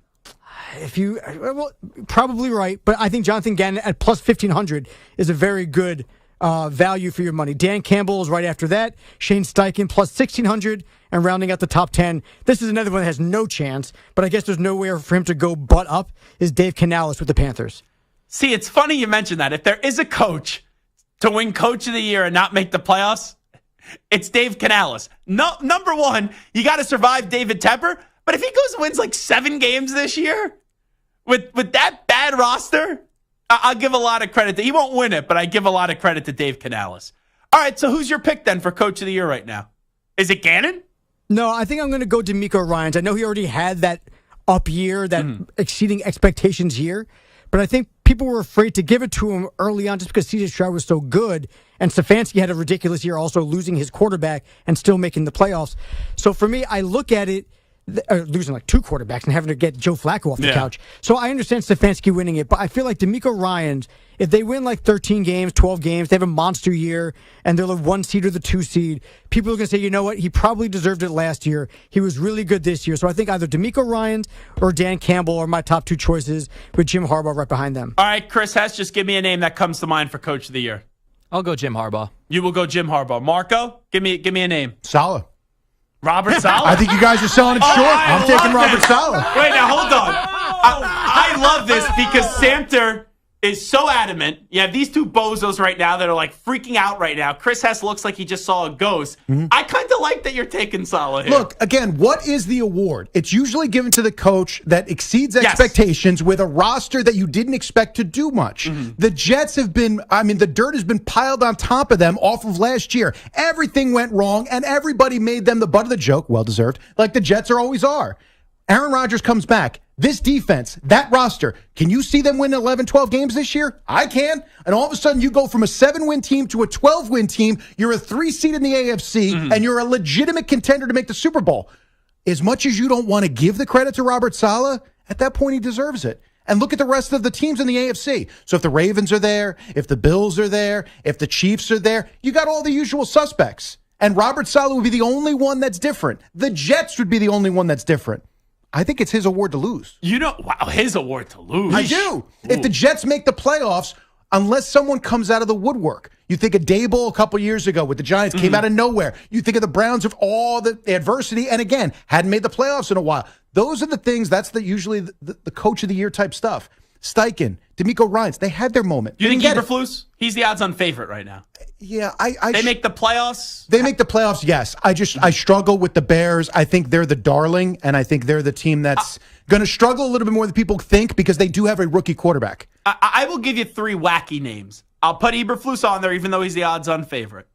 Let me be clear. I don't think this team makes the playoffs, but if you want to kind of look and mirror a team last year that broke out getting the right quarterback. If Jaden Daniels is all that, yes. Dan Quinn going there, yes. exceeding expectations. Like, they go 9-8, he could win it. Here would be my pick right now. And I don't even know if I'm going to pick this team to make the playoffs, but just going off this conversation. Everyone's high on the Texans, right? Including me. Mm-hmm. It's not crazy if the Texans fall back a little bit, still make the playoffs, and then Doug Peterson goes and wins the division this year and goes like 10-7, even though they were 9-8 last year, and Trevor Lawrence looks, going back to being a generational quarterback, and that's why they paid him. Doug Peterson right now would be my coach of the year. Again, you're like mine. That's the formula. It's Robert Saleh. It's Doug Peterson. Those are the first two that I had in my mind, because there's two teams that did not make the playoffs last year that I think can make the playoffs this year. And that's the first thing I look for when I think of coach of the year. I like the Quinn aspect too, because if the Cowboys take the step back that we think, if the Eagles are not right and they're the team that they were in the second half, if Washington slides forward, if Jaden Daniels becomes the guy, they make the playoffs in a weak, possibly weak NFC East. Guaranteed Dan Quinn is the coach of the year. Let's take a break, because I know even though Samter, I thought his head was going to explode there, and Chris Hess, I think we lost him during that segment. I think he passed away because he was sitting there saying, no! He was going nuts. Marco's argument is flawed, very flawed. I know if anyone is more sick to his stomach about hearing the possibility of Robert Saleh winning coach of the year and the Jets being this great team, it is Bart Winkler who will join us next, because nobody, and I mean nobody, hates Aaron Rodgers more than Bart Winkler. Update time. We will get to Bart next on a Winkler Wednesday. This is Zach Gelb Show. Infinity Sports Network update with El Capitan, Marco Belletti. Infinity Sports Network Sports Flash. Now, Zach, changing the roster for Team USA less than 3 weeks before the start of the Paris Olympics. Kawhi Leonard out as he continues to deal with knee inflammation. Kept him out of 12 of the Clippers' last 14 games on the season. He said earlier in the week that he was fine, but they decided it was in the best interest not to push it. So Boston's Derek White has now taken his place. He had a good couple of months. He won a championship, of course, with the Celtics last month. Also agreed to a 4-year deal, just under $126 million. Now he gets a chance to add gold to his resume as well. Justin Jefferson got his payday, 4 years, $140 million, while his quarterback Kirk Cousins bolted for Atlanta, $180 million over 4 years. But Jefferson not angry at his former mate for leaving him in Minnesota. I feel like he just wanted a new start, a new opportunity to start with Atlanta and a clean slate. I'm not mad at him at all for that. I'm grateful for what he has brought to me and the things that we have accomplished together. That courtesy of the Rich Eisen Show. Sam Darnold, rookie J.J. McCarthy expected a battle for that starting role. Baseball, a couple of finals, games 1 of 2. Royals rally past the Cardinals 6-4. Salvi Perez, go-ahead solo shot, and the White Sox handle the Twins 3-1. I'm Marco Belletti. The Infinity Sports Network is on your smart speaker. All you have to say is, play Infinity Sports Network. That's it. Play Infinity Sports Network.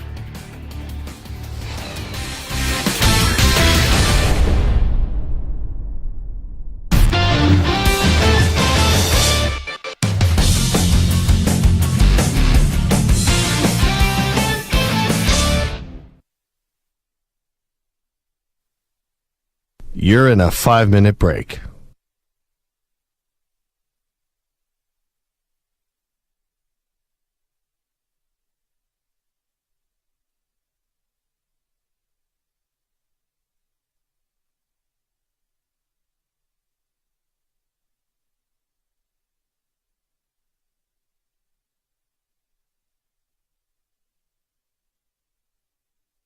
Four minutes, 30 seconds remaining.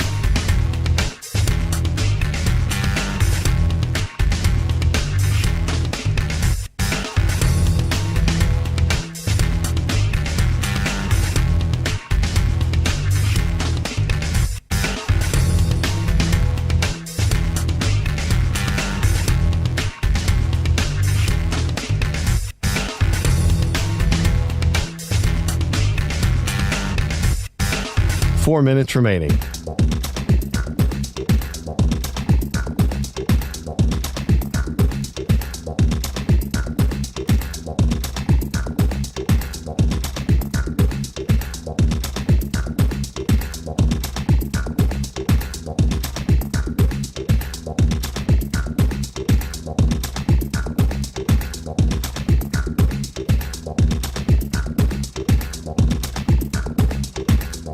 Three minutes, 30 seconds remaining.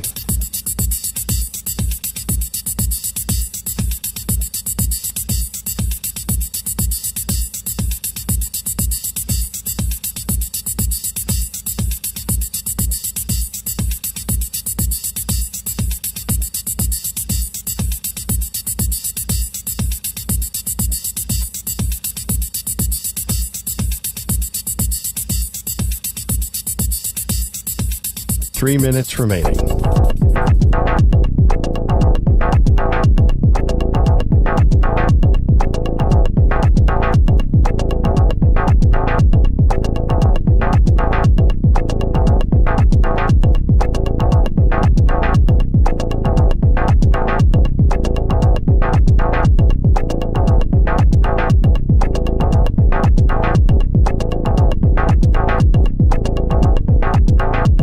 Two minutes, 30 seconds remaining.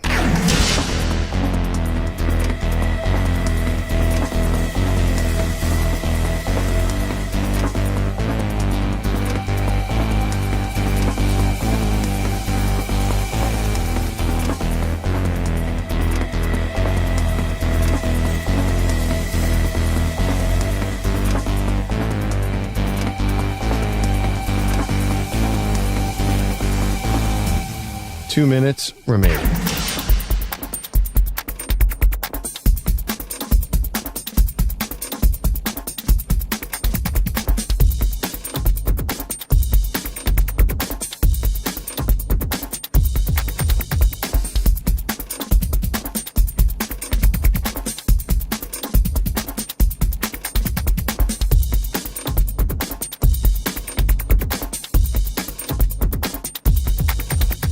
One minute, 30 seconds remaining.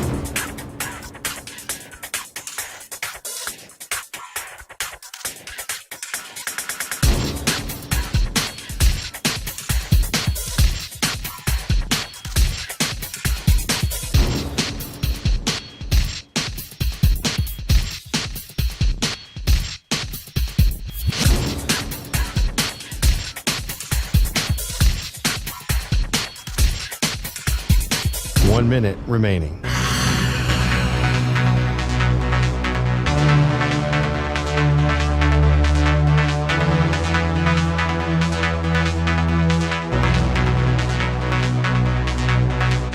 Forty-five seconds remaining.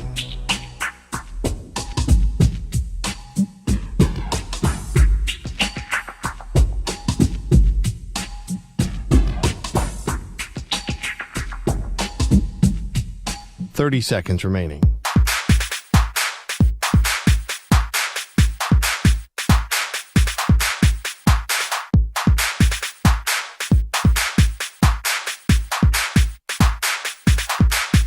Fifteen seconds.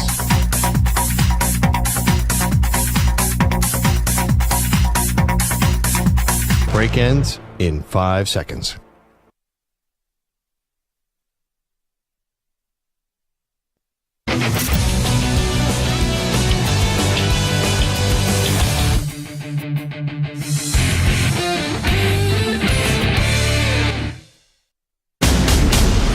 It's an epic battle for the Infinity Sports Network.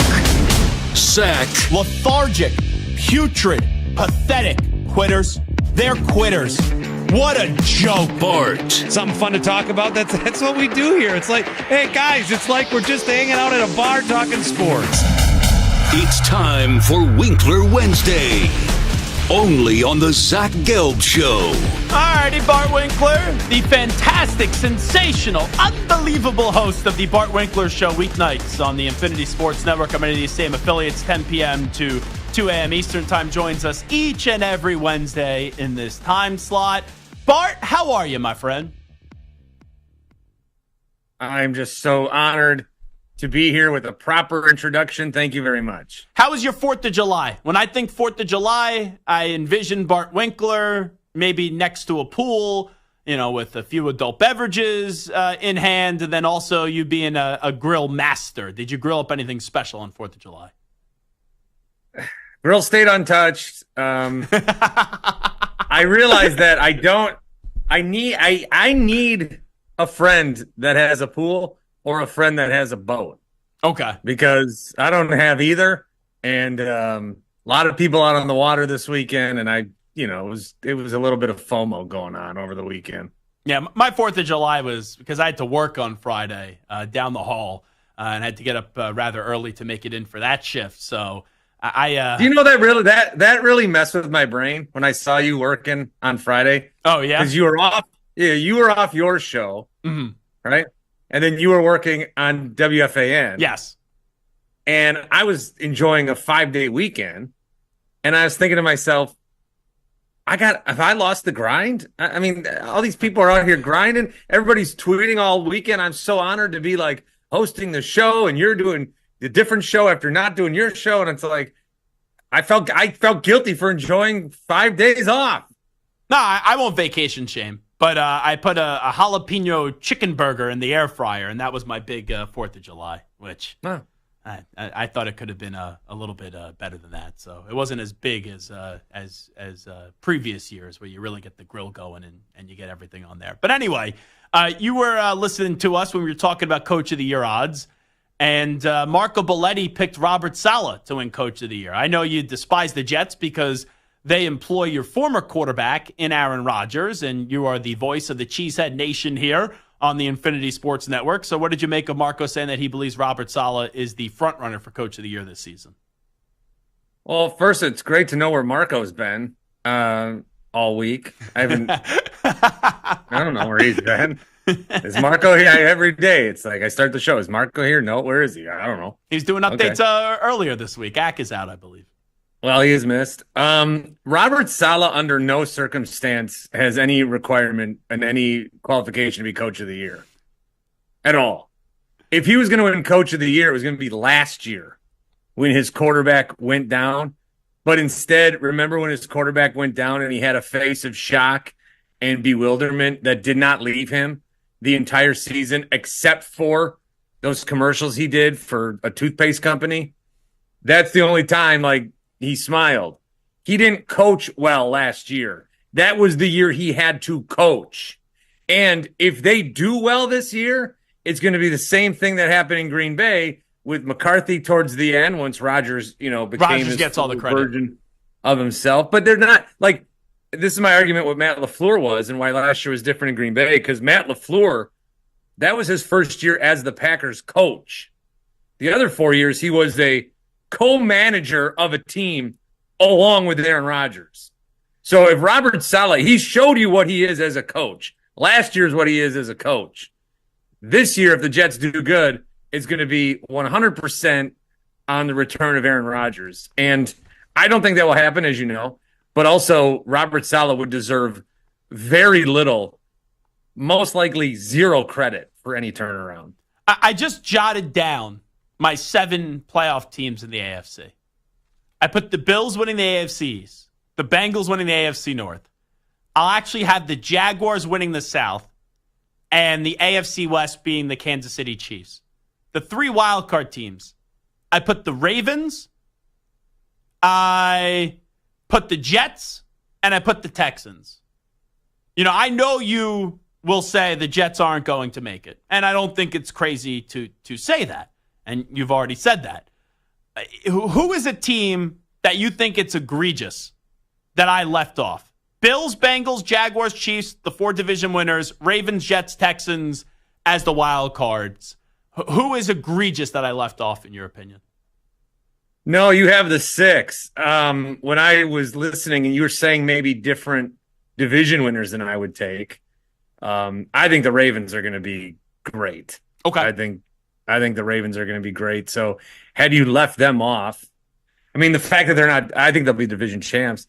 I guess Miami? The Jets is kind of the Jets is the swing team, because I got to be 100% honest with you. 100% honest. Mm-hmm. Rodgers could be good and they could make the playoffs. I physically, they could win the division. But there's a part in my brain that has been seared. And the way that your neurons are able to connect, like Rodgers, old Rodgers, good, coming back, playoffs. It's gone. It's somebody snipped it. So I can't get there. So my replacement would be Dolphins or, gosh, I don't know. You look at some of these other teams. Steelers, Browns. Browns, if Deshaun Watson's good. Steelers never are bad. Yeah. Well, they might be bad, but even when they're not good, they still have a record that a lot of other teams would still want. Like, they were bad last year, but they were what, 10-7? They made the playoffs. But they were bad, but they made the playoffs. The Chargers, I'm interested to see how they look. but I think there's the 6 that you named before the Jets. Then the Jets are in there with the Dolphins and maybe Browns and whoever. And then there's some teams that have like no shot. Like, well, the Colts could do it with Anthony Richardson coming back. But like the Broncos have no shot. The Raiders are going to be stupid. So I don't think there's any that's too egregious. The biggest pushback I would have is I like the Ravens to win the North. So are you a soccer fan? Just wondering. Yeah.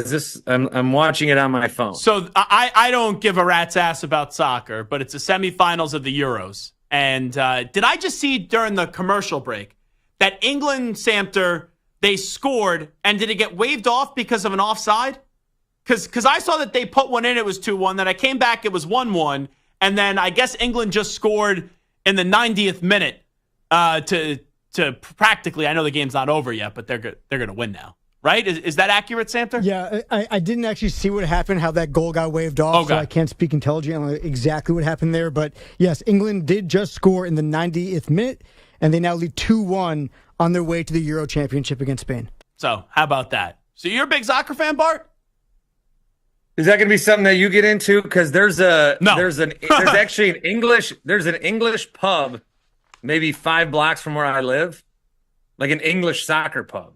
So that's where I go to watch all the World Cup and anything soccer. I go to this bar. But England is going to be, if they're in this tournament or the final on Sunday, they're throwing a block party regardless. So it's going to be it's going to be awesome. But this would be England's first trophy in like 50 years. 60 years. So this is a big deal. The comparison that gets Americanized is England is the Dallas Cowboys of European soccer, where they get a lot of the attention, they get a lot of the drama, a lot of the conversation. They don't ever win. So this would be like the Cowboys making it to the Super Bowl, actually. Yeah, this would be like the Cowboys making it to the Super Bowl. Yeah. Oh, I've just got to pinch myself and make sure. Okay. That was a dream. I just see that Tyreek Hill just released his top 5 quarterbacks. I didn't know if this was AI or not, but it's not. So Mahomes is on there. Tua is obviously on there. You got to be on there. I don't think Tua is a top 5 quarterback, but I understand why Tyreek puts him on. That's his guy. You think you could guess the other 3 real quickly? For Tua or for Tyreek? For Tyreek. Lamar is on there. He was 3rd. Mahomes was 1, Tua was 2, Lamar was 3rd. Who do you think is 4 and 5? Did he put Dak on there? He did put Dak. That's 4. Now, who's the 5th? You will never guess the 5th. Yeah, I will. You got a minute. The 5th is, I know. How long do I have? About 40 seconds. The 5th quarterback for Tyreek Hill. I'm going to say Jalen Hurts. That would be inaccurate. It is an NFC quarterback, though. It is NFC. I'll give you one more guess. Jared Goff? No. Baker Purdy? Mayfield. Baker. Mayfield. You're right. No Josh Allen, no Joe Burrow, no CJ Stroud, no Aaron Rodgers. We have Baker Mayfield and then Dak in the top 5. Okay, Tyreek Hill. Anyway, have a great show tonight, Bart. We appreciate it as always. Good to see you, Zach. Thank you. And also, ask Carlos Ortiz about his kickball experience. I was expecting a little bit more out of your new executive producer. I'm not feuding with him. I love Carlos, but I thought he was going to be I've only heard about EJ beneficial. snapping his knee. I've only heard about EJ, so I'll ask Carlos. Yeah, I thought there was going to be a little bit more competitive fire from the great Carlos Ortiz. Anyway, Bart, thank you. Appreciate it. There he is, Bart Winkler joining us. When we come on back, if Dak Prescott were to leave the Cowboys, where is he going to go? I got 5 destinations. I'll tell you about it next.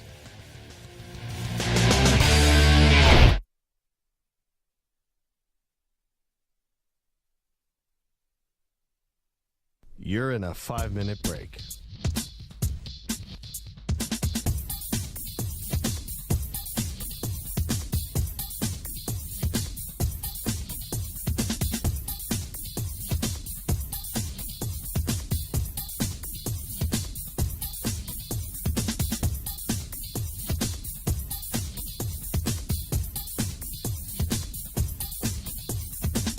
Four minutes, 30 seconds remaining.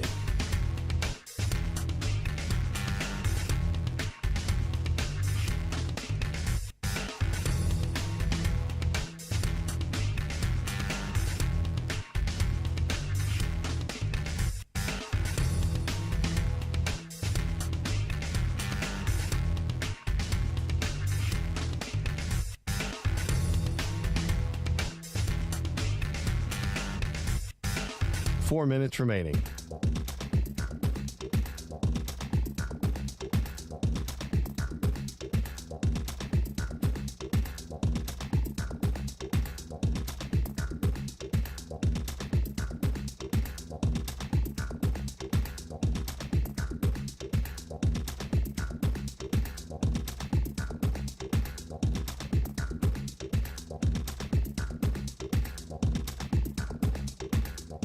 Three minutes, 30 seconds remaining.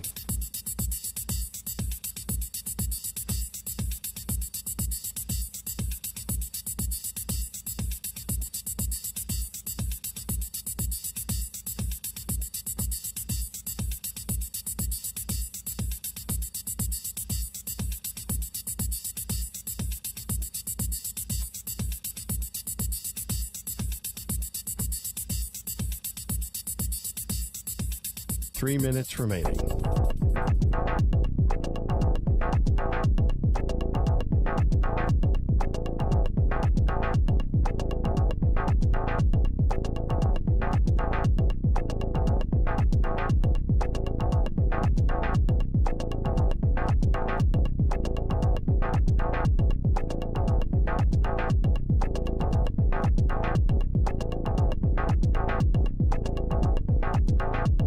Two minutes, 30 seconds remaining.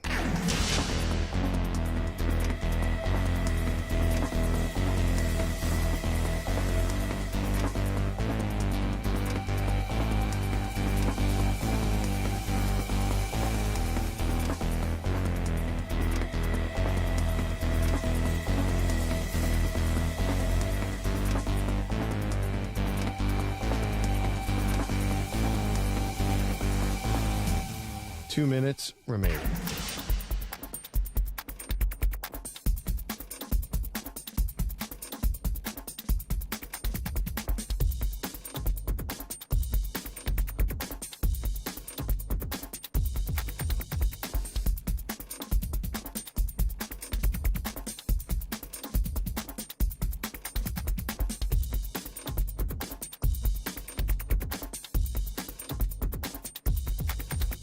One minute, 30 seconds remaining.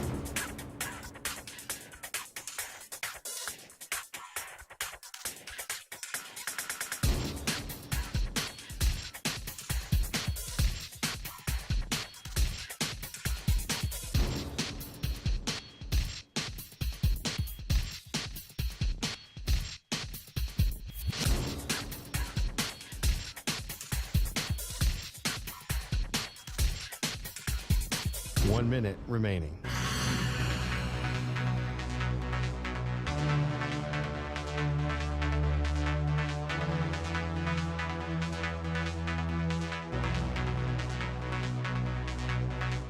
.45 seconds remaining.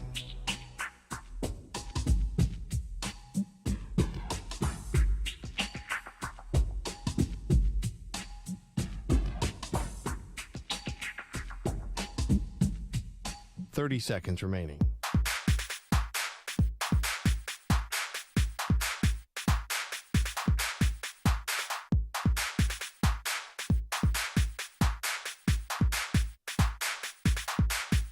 .15 seconds.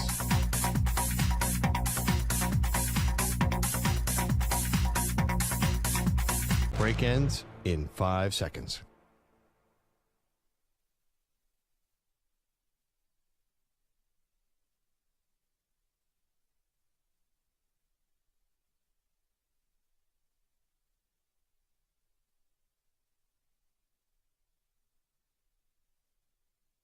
To infinity and beyond. He's live. He's nationwide.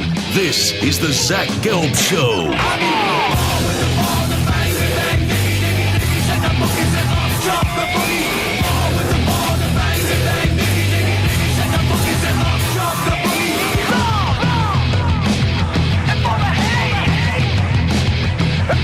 Here's your host, Zach Gelb.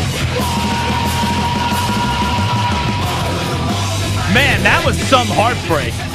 I'm not a soccer fan. I'm not going to pretend to be a soccer fan. But now in the Euro Championship, that's going to be Spain up against England. Did I get that right, Samter? Just my checks and balances here. I got correct. a confirmation. So England scored to make it 2-1. Then the goal got waved off. And then shortly after that, in the 90th minute, I know it's not technically what we would call a buzzer beater, but it's as close as it would be to a walk-off. And England scores, and they beat the Netherlands 2-1. So you have England and Spain in the Euro Championship. Is that what Bart said? That was Saturday, Sunday? Do we know? That's going to be on Sunday. I believe both championship games are going to be on Sunday. Oh, so you have the Copa America, and then you have the Euro Championship all on Sunday? Man, what am I doing on Sunday? I don't think it's going to be watching soccer, to be honest with you. But you're like, what will you be doing Sunday for this? Because you're a big soccer fan, Samter. I'm definitely watching Spain, England. If I'm going to be out and about, it's going to be on my phone. Like if you could only pick one, you would pick Spain, England, 100%. the Euro Championship Oh, yeah. over. Oh yeah, because Copa I mean, obviously, America. for me, outside of the U.S., when it comes to international soccer, England is my team, and more realistically, Wait, you're an England fan?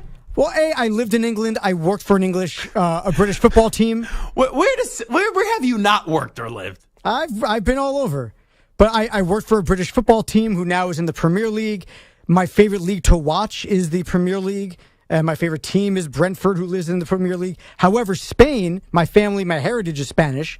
So your family's Spanish? Yeah, Greek, Spanish, and a little bit of Polish. I did not know that. Yeah, all over the map. But so you will be devastated on Monday if Spain beats England. No, because those are my two outside of the U.S. It's England and Spain. But you're rooting for England. I'm rooting for England. If England loses, I'll be disappointed.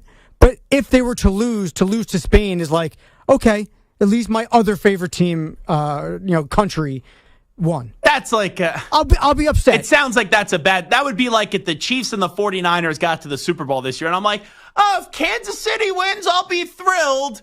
And, let's just say they're my team. But if they lose and the 49ers win, they're my next favorite team. You gotta pick one. I'm still going to be disappointed. I'll still be upset if England doesn't win because I really want them to win.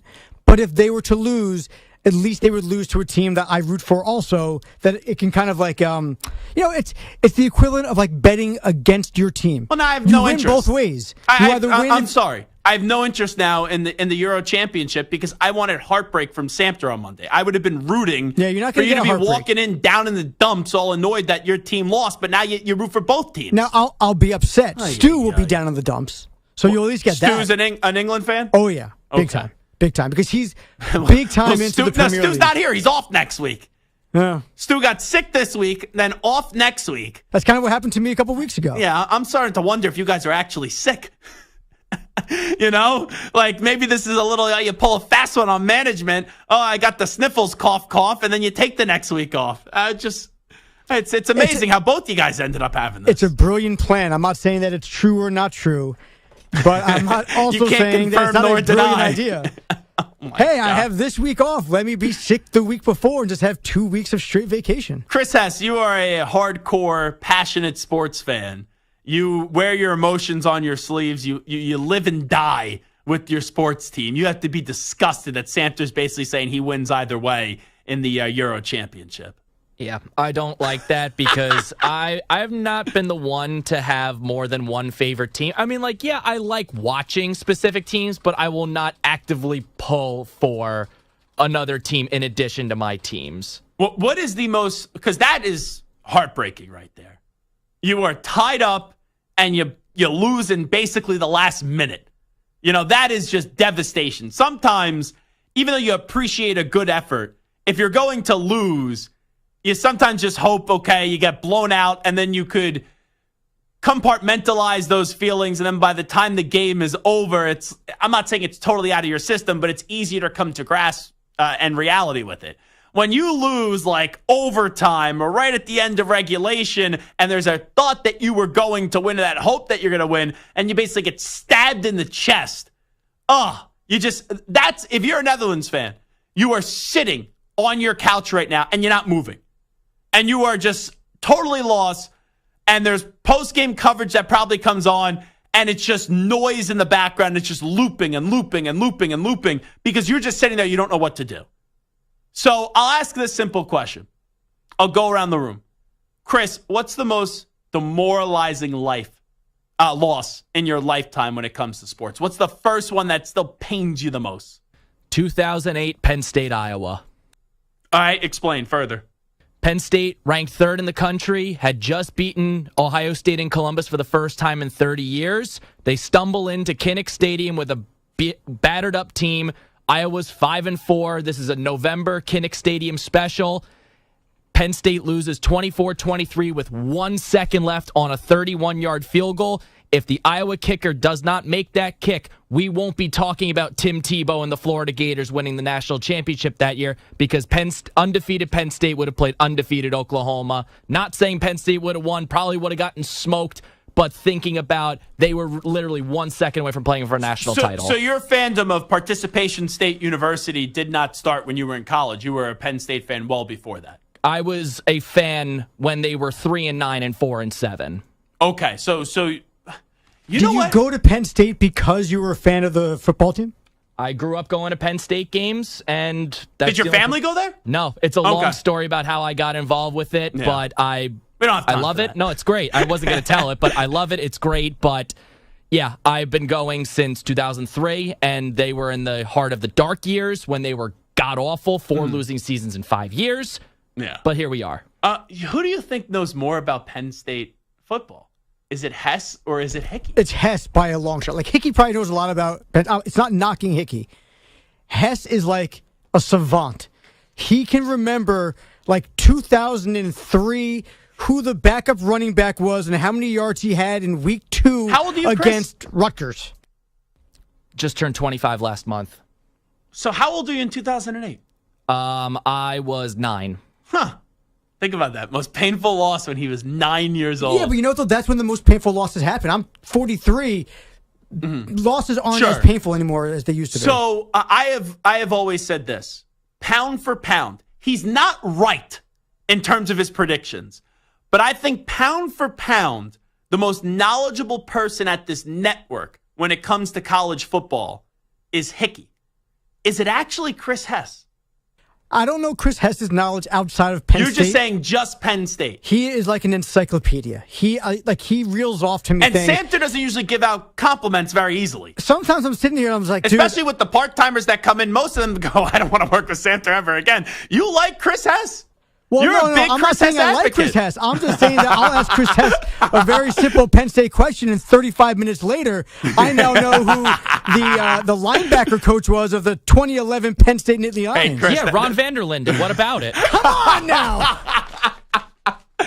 That's Samter's nice way of saying Chris talks too much. And also knows a lot about the Nittany Lions. Maybe we could do this as a summer topic. We will have a battle for Penn State. We will do Penn State trivia and see who will reign supreme between Chris Hess and Ryan Hot Take Hickey. Samter, what's the most painful loss of your lifetime? 2001 Yankees D-backs, Game 7. Oh. Because not only was it a chance for the Yankees to even three-peat, more so than the 3-0 choke job because against that the Red was Sox? a slow death.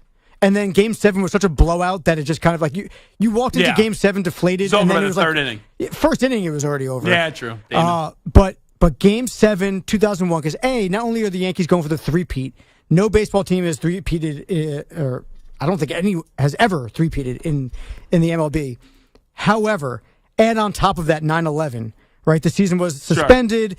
Sure. This was going into November. You had the first Mr. November and Derek Jeter. And you had that single, the little bloop single. I mean, you had everyone wearing FDNY hats. You had all that stuff going into it. And you had the 2 incredible Yankee comebacks in games 4 and 5 where they hit bottom of the 9th, 2-run home runs to send it into extras and then win those games. And then to have the lead with the immortal Mariano Rivera on the mound in Game 7 in the 9th inning. And for Mo, not only just to give up hits, but to throw an error and for them to lose that game the way they did to Luis Gonzalez. It was heartbreaking. It was the last time I cried at a sporting or because of a sporting event, and that was 2001. I was 21 years old. It was emotional for so many different reasons, and looking back, it's even more so. So that one is like nothing could ever top that because of the emotions surrounding it as well. You knowing the teams I root for, you would guess the most painful loss for me would probably be the Patriots being 18-0 and then losing to the Giants in the Super Bowl. knowing you, I would not say that because I've already heard you say that the 2011 loss was more heartbreaking for you. Okay. But you listen, you pay attention? I also would Neither wonder, of them, by the way, the most painful loss of my lifetime. Is it the Beltran not swinging for the Mets? No, so there's we actually sued the Mets, my family, and won some money. My dad has a metal leg. Long story short, before the game, one of my best friends growing up, a few years prior to that, unfortunately got diagnosed with cancer. And, he was just finally starting to get really better where you could start going out public and doing things, going to a stadium like that. So before the game, I guess his stepfather is best friends with the attorney of the Mets at the time. I don't think he's no longer the attorney. So before the Game 7, since we went all together, but the tickets were split up, like 2 tickets in one section, 2 tickets in another section, it got split up, but we were all before the game, we were with the attorney of the Mets, the Wilpons were there, like Omar Minaya were there, and in between innings, it was the third or the fourth inning, I said, let's go walk over to my buddy Danny was sitting, which was only a few sections over.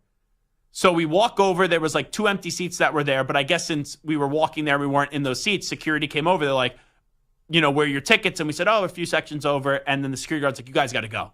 So I was like, okay. I stood up. I was in middle school at the time. So I stood up. I was about to walk away. The next thing you know, 12 security guards. When he said you got to go, he meant we're throwing you out of the stadium. Which it was so bizarre. It's almost not even believable, right? The story when you hear that. So I always thought the security guard just had a bad night. Remember at Shea Stadium, they had those ramps? It wasn't really stairs when you would walk into the stadium. It was just ramps. Sort of, yes. So we're walking out of the stadium, escorted by 12 security guards. And one of the security guards, by mistake, flat-tired my dad, stepped on the back of his shoe. But the shoe that he stepped on is the same leg that is the metal knee. So he fell, and his leg, he suffered a cut and he was bleeding. So the Mets kicked us out of the stadium. And, long story short, we ended up suing the Mets and winning money. And it was one of the most bizarre things. So that game, even though it probably should be one of the more painful losses of my life, I was so mad at what occurred that I couldn't even process the loss because I was just shocked what actually happened. So that was a quick story there. But the worst loss of my life, I've had a few really bad ones with hockey, but it's not hockey. It's the 2006 AFC Championship game. That was going to be the first Super Bowl I was ever going to attend. My dad was attending it through work, and he's like, if the Patriots win, I'll take it. So I was like, oh, great. The Patriots had an interception before the end of the first half for a touchdown, Asante Samuel. They ended up going into halftime with a 21-6 lead against the Colts. And growing up as a kid, Brady Manning was the biggest thing. I hated the Colts. And they lost that game in the second half. And they lost 38-34. I know they already won 3 Super Bowls at the time, but as a kid, you talk about the losses being more painful. As a kid, absolutely devastated. That, to me, was the most painful loss. All right, that was impromptu. I didn't think we were going to do that. But how do we even get to this conversation? I don't even know how we even got. I don't even remember how we got to this conversation.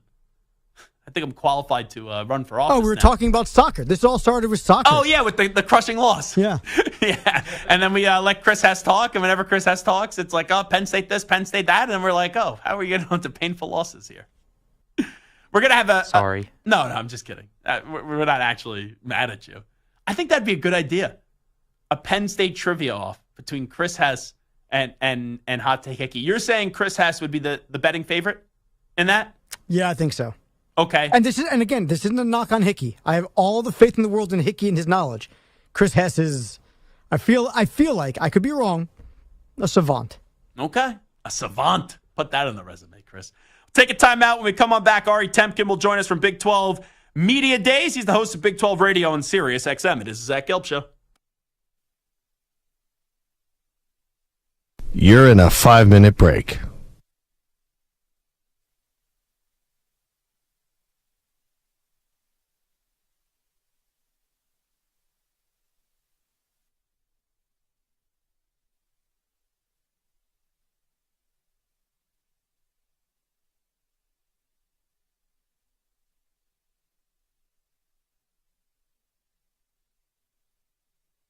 4 minutes, 30 seconds remaining.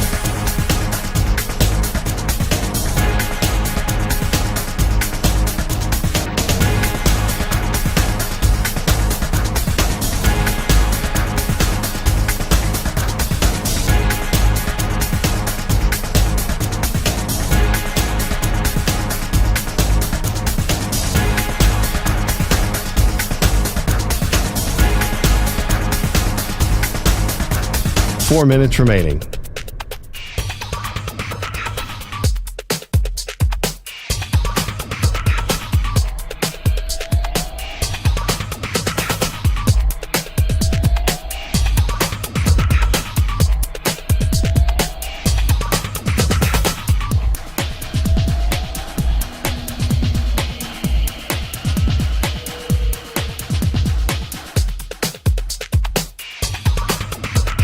Three minutes, 30 seconds remaining.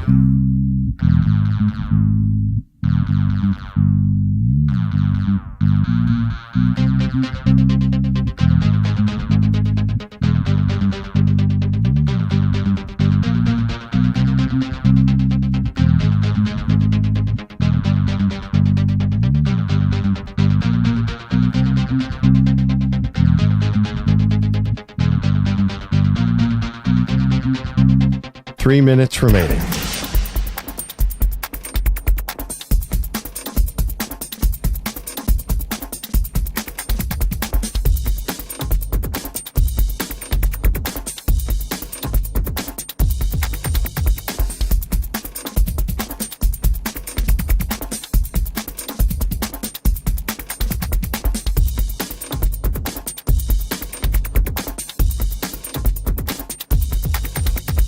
Two minutes, 30 seconds remaining.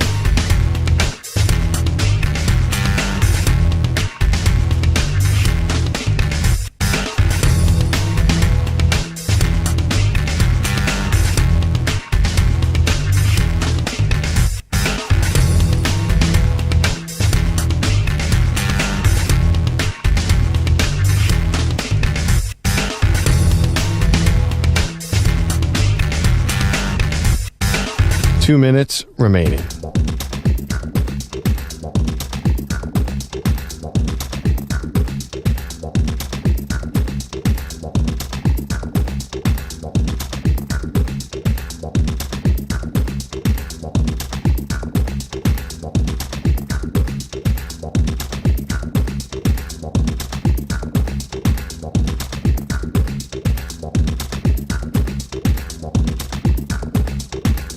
1 minute, 30 seconds remaining.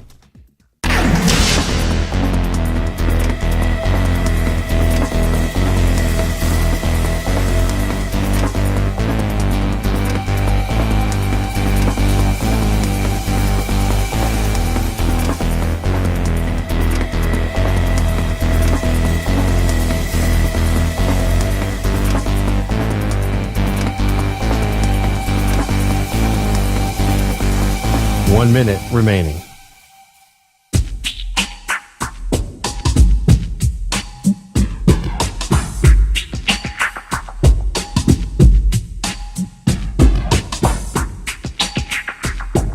.45 seconds remaining.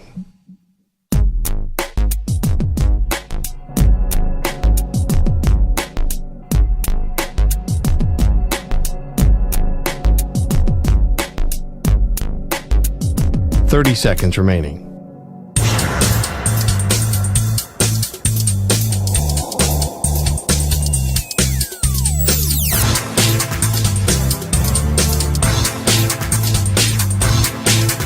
.15 seconds.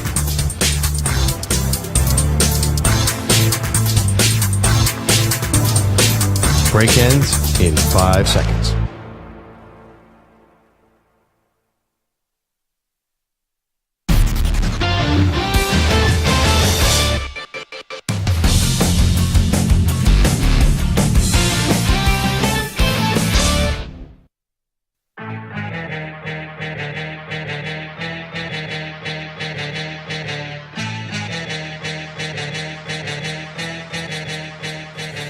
You're listening to the Infinity Sports Network.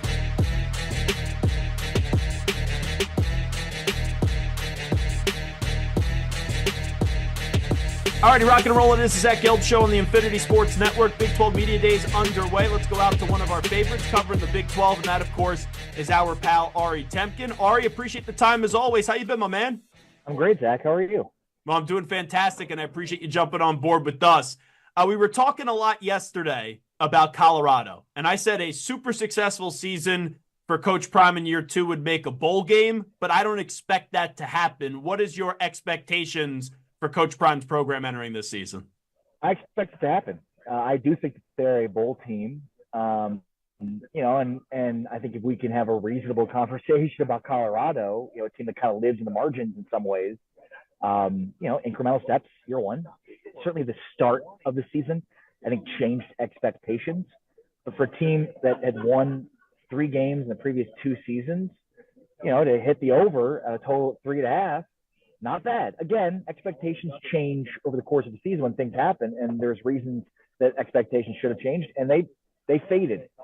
So they certainly weren't as good of a team as they looked early, but 4 wins is 4 wins and a total at 3.5. So I think the total this year at 5.5, I'll take the over. I think they're a bowl team. I am betting on it. I just, are they a Big 12 championship caliber, contender? I don't think so yet. And it's just too many unknowns. But when you're that good at quarterback and when you have that much at the skill position, despite having a really bad offensive line that gave a ton of sacks last year, 50-some sacks, just an absurd number, they are improved talent-wise. Jordan Seaton at left tackle, they've improved their talent. But it's obvious football, especially along the offensive line, is way more than that. Can it come together? But again, this is just more talent on the offensive line they had last year, so they should be better. Will they? And that's again why you probably can't pick them to have a higher ceiling than that. But anytime you got the quarterback and the weapons that they have, that's a team that could score a ton of points in this league. So we'll see. But yeah, I like them to be a bowl team. I do. What do you think Shador's ceiling is? I know you say they have the quarterback, but him eventually in the NFL, what do you think his ceiling could be? Man, that's so tough to tell. I don't. It's so hard to evaluate, given I obviously see the potential and the yard. I mean, you can't look away from the numbers. But it's so hard to evaluate because the sacks last year certainly a product of the offensive line. How much of that was a product of him? So I think this year is going to be a much better test. Having the consistency year 2 for him at Colorado, right? Even coming over from Jackson State, even with the same coaching staff, I think it's a different animal, right? So, I think just getting acclimated to this level in a way that I think we'll just be able to see a lot more with him. And again, how much of the sacks last year are a product of him and how much of them were the offensive line? I'm sure a lot of it was the offensive line, but that's an absurd number of sacks that he's taking. That's a big part of his development too. We just have these. You look at some of these guys that we've interviewed over the course of the time at Big 12 Media Days, quarterback position, and a guy like Rocco Becht, it's like high expectations from the start for a guy where it's like his first 3 starts as a redshirt freshman quarterback last year. He looked bad. It's like that's how you evaluate him, and it's so unfair because it's so quick. Because we expect guys to develop so quickly. And, he obviously lit it up at Jackson State, but you play in the Pac-12 in a year where the Pac-12 is as good as it was, that's going to humble you. So I think this year will be a much better indicator of that upside in terms of NFL potential. There's, people are pegging him to be the number 1 overall pick. And if he has a year this year like he had last year in some ways, he will be. Ari Temkin here with us as he joins us from Big 12 Media Days. I've seen what Mike Gundy has said about Ollie Gordon, where I know he was arrested on June 30th for a DUI, and he's making him show up to Big 12 Media Days to take accountability. I heard some of what Gundy said. It seemed like even though he said he wasn't justifying it, it comes off as he was justifying why he's not going to suspend him, which he has every right not to suspend him. But how do you think Mike Gundy has approached all this? Gundy does not give a rip. And I mean, he never did, but at this point, I mean, he is all out of him. Like there's not, he just does not care. Like, external pressure to and I'm sure there'll be more external pressure to suspend him. He doesn't care. He's going to do it his way, unabashed. I mean, it's just that's what he's going to do. And he's won at a very high level for 20 years. You've got 2 coaches in this conference. We spoke to both of them back to back, Kyle Whittingham and Mike Gundy, who, I mean, you talk about an insane amount of credibility. There's only one coach in America right now that has won more at a longer level, and it's the same. It's Kirk Ferentz. They've all 3 of those guys won for 20 years. So yeah, and look, a tradition like any other is Mike Gundy making headlines at Big 12 Media Days for things that he says. I mean, every year there's something new that he says. There's a method to his madness. You know what I mean? Like, he knows what he's doing. He's dumb like a fox. He's probably one of the smarter coaches in college football, and he makes it seem like he has no idea what he's doing. And he's just made an unbelievable career out of that. He evolves like nobody else. And so yeah, he's very calculated in the things that he says and how he says them. And I think, Ollie Gordon showing up says a lot. It says a lot about the program. They're not shying away from it. Ollie answered, we asked him about it, and he said, yeah, I didn't want to have my teammates and coach have to answer for things. I wanted to take responsibility, and look, he knows he's lucky that way more unfortunate situations play out with high profile football players and with regular citizens, right? So very lucky that it wasn't worse. But yeah, I mean, Gundy just does not give a bleep. Ari Temp at all. Yeah, Ari Temkin here with us. Do you feel like this is Kyle Whittingham's last year? I know that they have made the coach in waiting, but how much longer do you think Witt's going to coach for? I don't. But I think he's the type of coach that will surprise people when he does decide. But yeah, I mean, it's hard not to talk about that because he's got now a coach in waiting.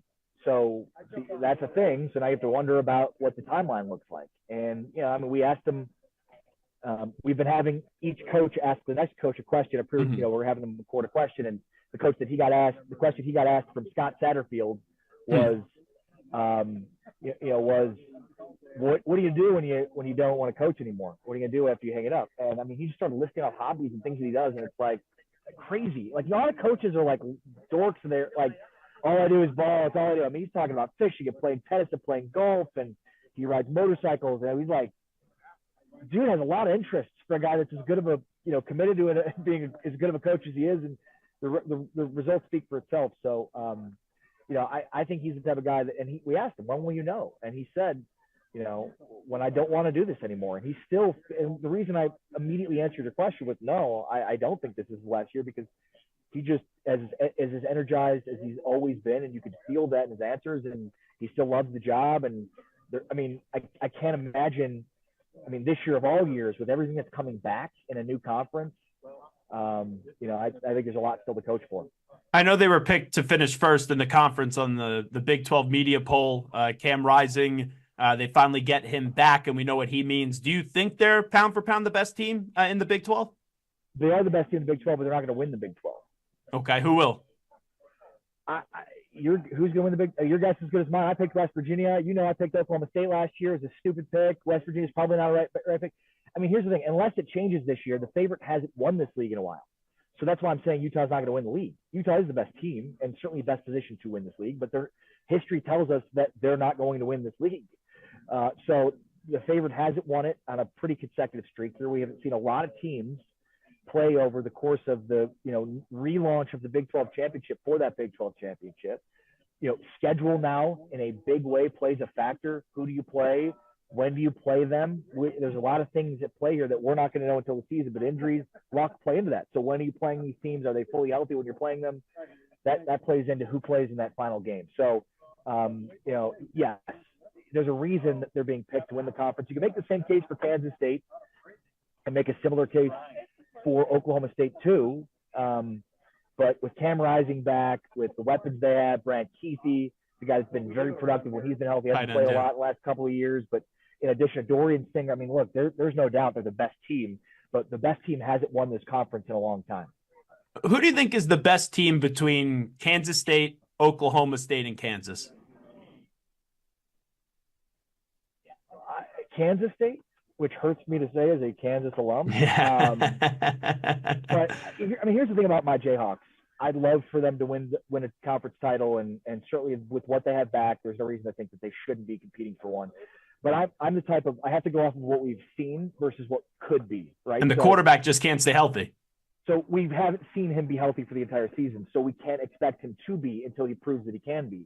And it's a knock or whatever. It is what it is, and that's so. Now, they're not as well positioned behind him. I think they're still okay behind him, but not like Jason Bean, what he was able to do last year. I hope Daniel stays healthy. If he does, he's a guy that is a difference maker at the position.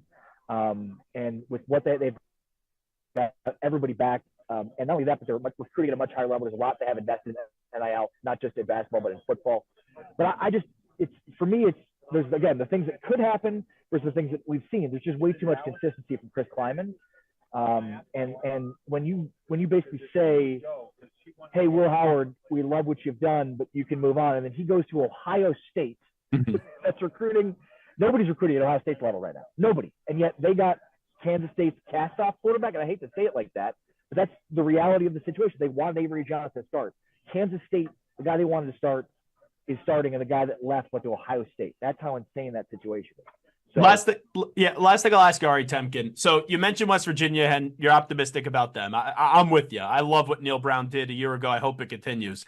I'm also fascinated talking about a guy that had a lot of success last year, but now he's no longer there, right? It's Fish leaving Arizona. Like, I just don't know what Arizona is going to be with the new coach coming in, even though they have a lot of talent coming back.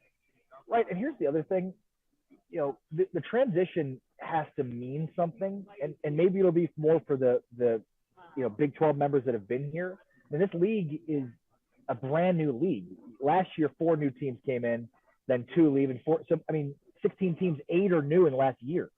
So it's a brand new league. So how is that, how will the 8 teams that have been part of the Big 12, how will they acclimate? With Arizona, this is more of a running type conference now. It's kind of different than what it's been. 7 teams, 7,000-yard rushers in this conference last year. That's not going to change. All of those rushers are back this year. They didn't go to the NFL. So there might be more. Arizona is built to throw the football, and they've got an elite quarterback and maybe the best wide receiver in college football, and Ted McMillan. So there's a lot to like about them. But, yeah, I do wonder about the transition. Can they run the ball as effectively as a lot of other teams? I think a big reason why teams are so effective running the ball is because a lot of teams in the Big 12 play 3-3-5 defense. They're going to rush 3 and then drop 8 in coverage, so it invites more running opportunities. I think that's why the Big 12 has shifted. So can Arizona run if teams sit back and say we're going to drop 8 in the coverage and see in bracket Ted McMillan? Can you still throw on us? And can you run the football? That's going to be a huge piece for Arizona moving into the conference. And then there's a group of teams. So you've got at the top preseason Utah, Oklahoma State, Kansas State, and then you've got Kansas and West Virginia and Iowa State and Arizona. There's that second group, and you can make the case that any of those teams can win the conference. He is Ari Temkin, does a great job. Big 12 Radio, Sirius XM. Ari, appreciate it. Thank you. Anytime, Zach.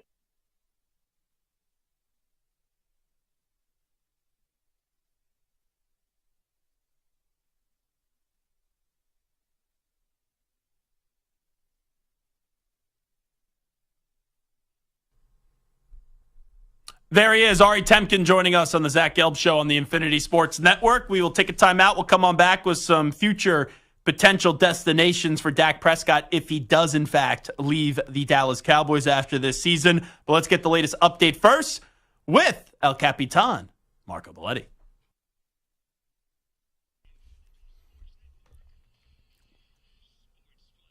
All right, Zach, Kawhi Leonard out of the Olympics. Derek White is in as Leonard has decided to pull out of the Paris Olympics less than 3 weeks from the start. Keep in mind he missed 12 of the Clippers' final 14 games with the knee inflammation. White looking to add a gold medal to his Celtics championship he's helped secure last month. Justin Jefferson, happy with his new contract, needs to learn a new quarterback as well. Kirk Cousins, of course, gone for the Falcons. Sam Darnold up first for Minnesota, and Jefferson liking what he's seeing thus far. Sam is doing a great job. With just communicating and just connecting with the players. He understands that, he's the new guy. We have to bond with him and, we have to create that connection and that chemistry with him. That courtesy of the Rich Eisen Show. Minnesota also took J.J. McCarthy, of course, 10th overall in the draft. Baseball game 2 of their doubleheader. The White Sox lead the Twins 1-0. They're in the third. Chicago took game 1 of this double dip 3-1. Royals able to rally by the Cardinals 6-4. Salvador Perez, your go-ahead solo shot. He knocked in a pair. That was game 1 of 2 as well. And off the field, Rays shortstop Wander Franco put on the restricted list after having 3 charges levied against him for an alleged sexual relationship with a 14-year-old girl. I'm Marco Belletti. 855-212-4227. That's the number to get in touch with us. The Infinity Sports Network. Give us a call. 855-212-4227.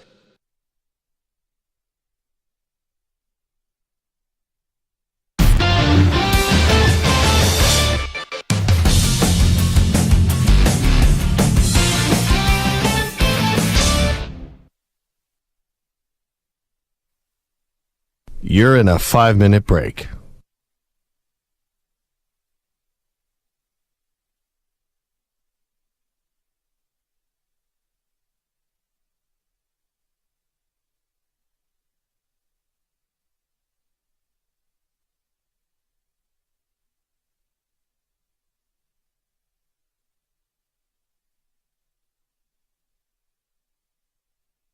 Four minutes, 30 seconds remaining.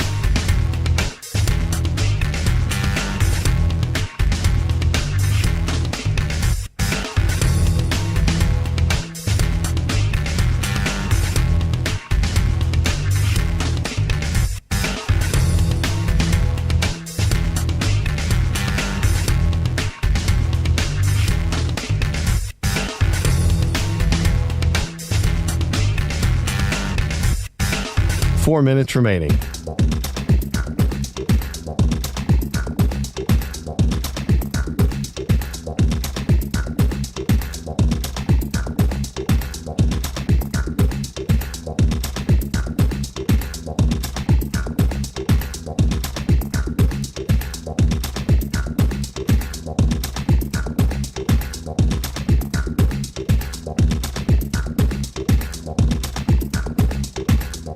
Three minutes, 30 seconds remaining.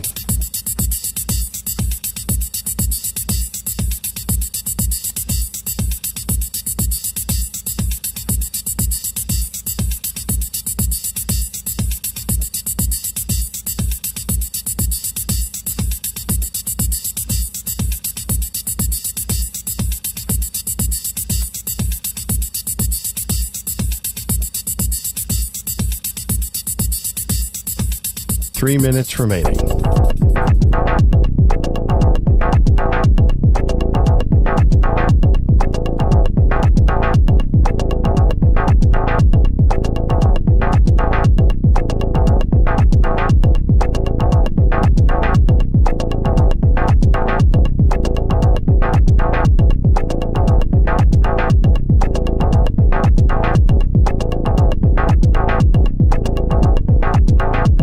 Two minutes, 30 seconds remaining.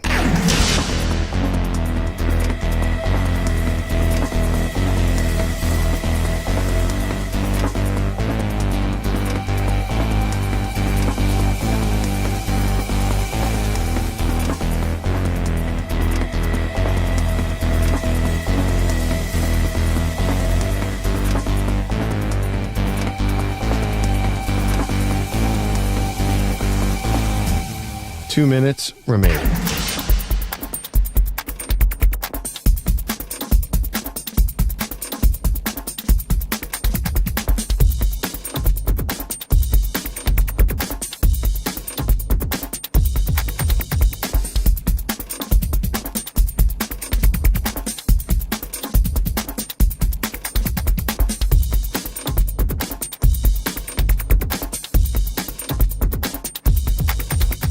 One minute, 30 seconds remaining.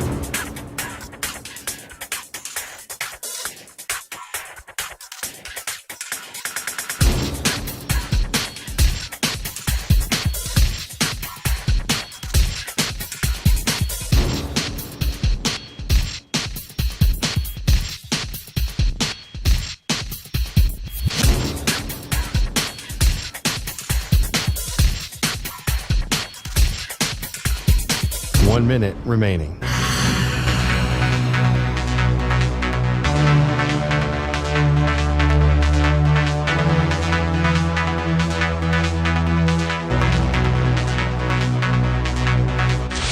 Five seconds remaining.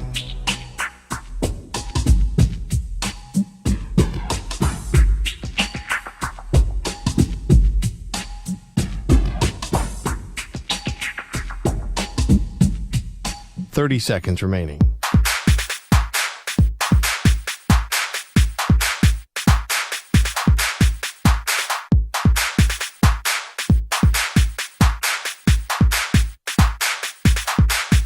Fifteen seconds.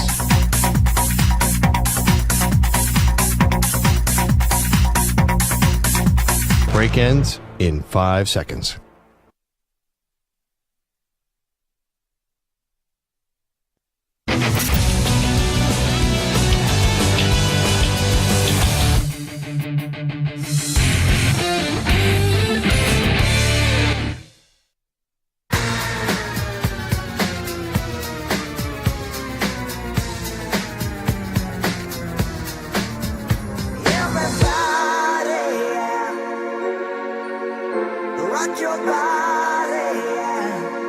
Hey, this is Howie. And this is Nick from the Backstreet Boys. And you're listening to the Zach Gelb Show. And guess what?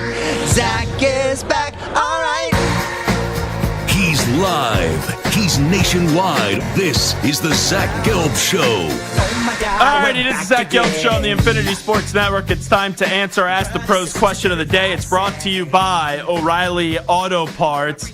Ethan in Dallas to Zach, you keep on talking about the future of Dak Prescott. What team do you think he could go to if he leaves the Cowboys this upcoming offseason? You could submit a question by tweeting at INF Sportsnet or at Zach Gelb using the hashtag #AskThePros. You could think O'Reilly Auto Parts for all your car care needs. Get guaranteed low prices and excellent customer service from the professional parts people at O'Reilly Auto Parts. O'Reilly Auto Parts. I actually have 5 destinations for Dak if Dak were to leave the Cowboys, which I think is on the table. I'm not going to say it's likely, but I think it's on the table. So here's the 5 that I'll give. Samter, listen to the 5. Tell me what you think the juiciest one would be, or the one that you would want to see the most. Will Levis does not have a good season this year. Tennessee has already invested in Calvin Ridley. We'll see if DeAndre Hopkins will be back, but they could be in the mix for a quarterback. Would not shock me. I hope Will Levis succeeds, but Tennessee is in at number 5. In at number 4, we just saw Saquon Barkley leave the Giants to go to the Eagles. It's pretty obvious Daniel Jones is not the guy for the New York Giants. A year from now, could Dak Prescott say, I'm sick and tired of Jerry Jones, and I'm going to leave the Cowboys, but I still want to go up against the Cowboys, and I will go to the New York Football Giants. The Giants are in at number 4. In at number 3, I know Stu is out sick this week, but his team does not have a quarterback. You have Aiden O'Connell, you have Gardner Minshew. Right now, none of those guys are going to be the long-term quarterback of the Raiders. So I think Dak could be in play for the Las Vegas Raiders, and you also have Davante Adams still there. Hey, by the way, talking about Davante Adams, let's play this audio. This is courtesy of FS1. Davante Adams is doing the car wash tour yesterday, going on every station when talking about this receiver documentary that's released now on Netflix. And this is Davante Adams on the Raiders quarterback situation, once again, courtesy of our friends at FS1.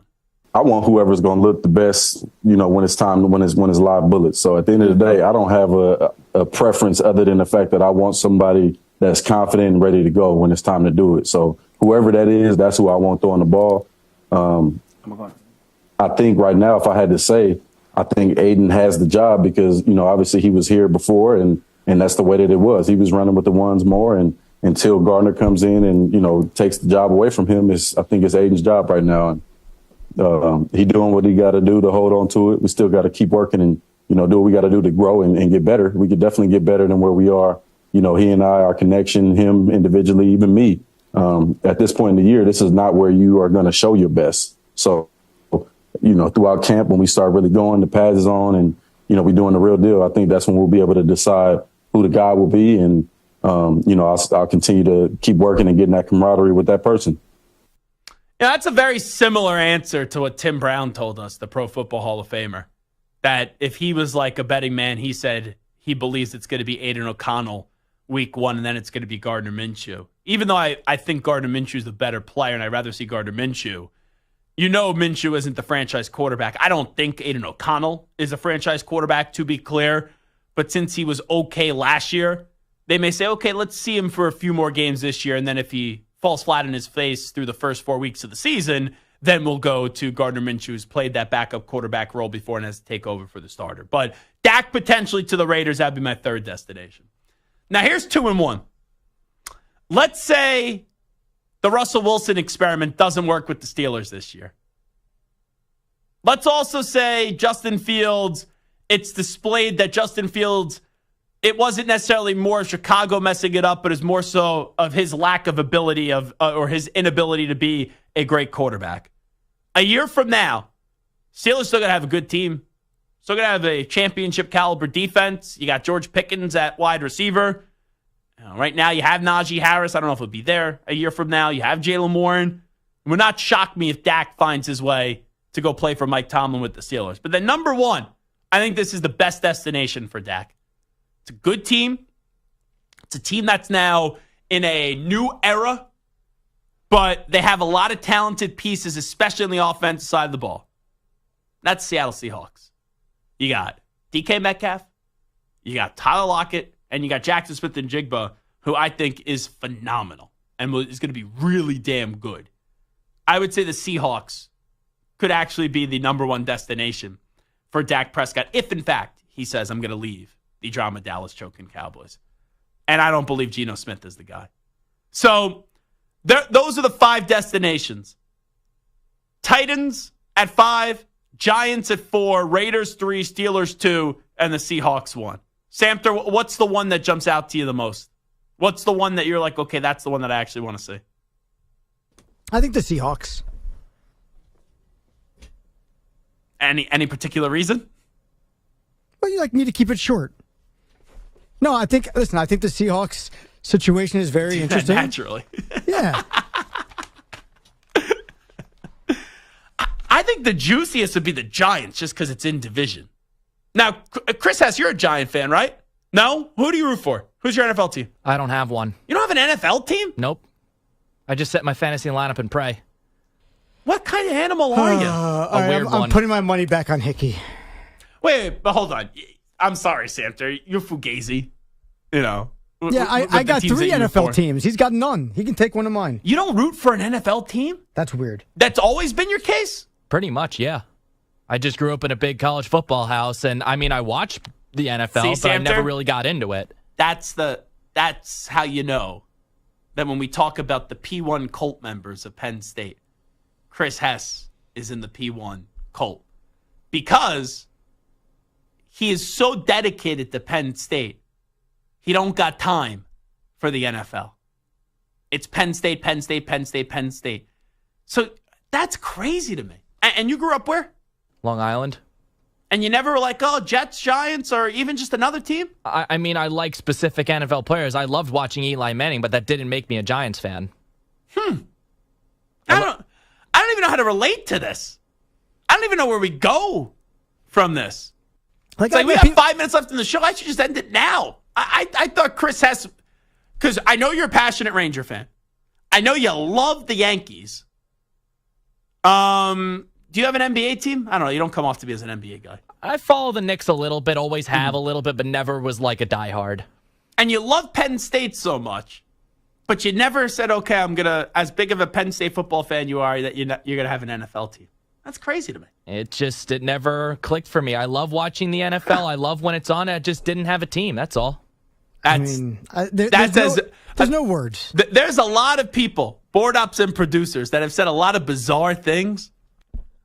That may be the most bizarre one yet. You don't have an NFL team. You could not have an NBA team. I'm okay with that. Tell me you don't have a hockey team, okay? You cannot have a hockey team. Honestly, in this day and age, if you don't even have an MLB team, maybe you didn't have catch as much with your dad as a kid. To not have an NFL team. Yeah. At a national radio network. I'm sorry, Hess. It's un-American. But it's un-American. It is un-American. But that actually makes me now think that if we do, and I did during the break talk to Hickey, and Hickey was like, ooh, that'd be a good matchup. Doing a Penn State trivia off between Hickey and Hess. And he goes, Chris will probably have me beat just by a little bit. And then Marco is ranting in the newsroom. El Capitan, Marco Belletti. He's like, I can't even get the Yankee game on here some nights because those two, he said a word I probably can't say on the radio. Those two jerks, let's just say, are like watching Penn State wrestling on the Big Ten Network. So, but that shows that why I think Hess would win the Penn State trivia off, because Hickey cares about so many other sports. Hess doesn't even have an NFL team. Well, hold on a second. Hess, are you like diehard Penn State beyond football? I support all of the teams, but he's a Colt member. Football is my number one. I mean, can you talk to me intelligently about Penn State wrestling? Oh, absolutely. Yes. Or like Penn State lacrosse? Lacrosse, no.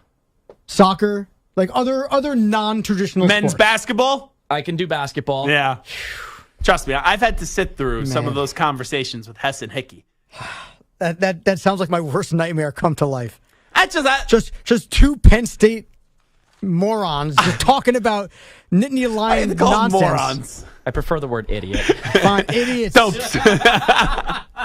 But seriously, it's like I'm more surprised that Hess doesn't have a football team than I am than Mike Gundy looked like or sounded like a jackass at Big 12 Media Days defending a player that got arrested for a DUI.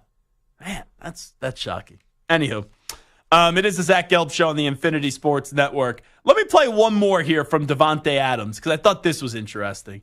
So we played you Davante Adams on the Raiders QB situation. Here is Davante Adams on with Up and Adams with K Adams on the possibility of Josh Jacobs, used to be his teammate with the Raiders. Now Josh Jacobs is with the Packers. About Davante Adams may be getting recruited by Josh Jacobs to return to the Packers inevitably.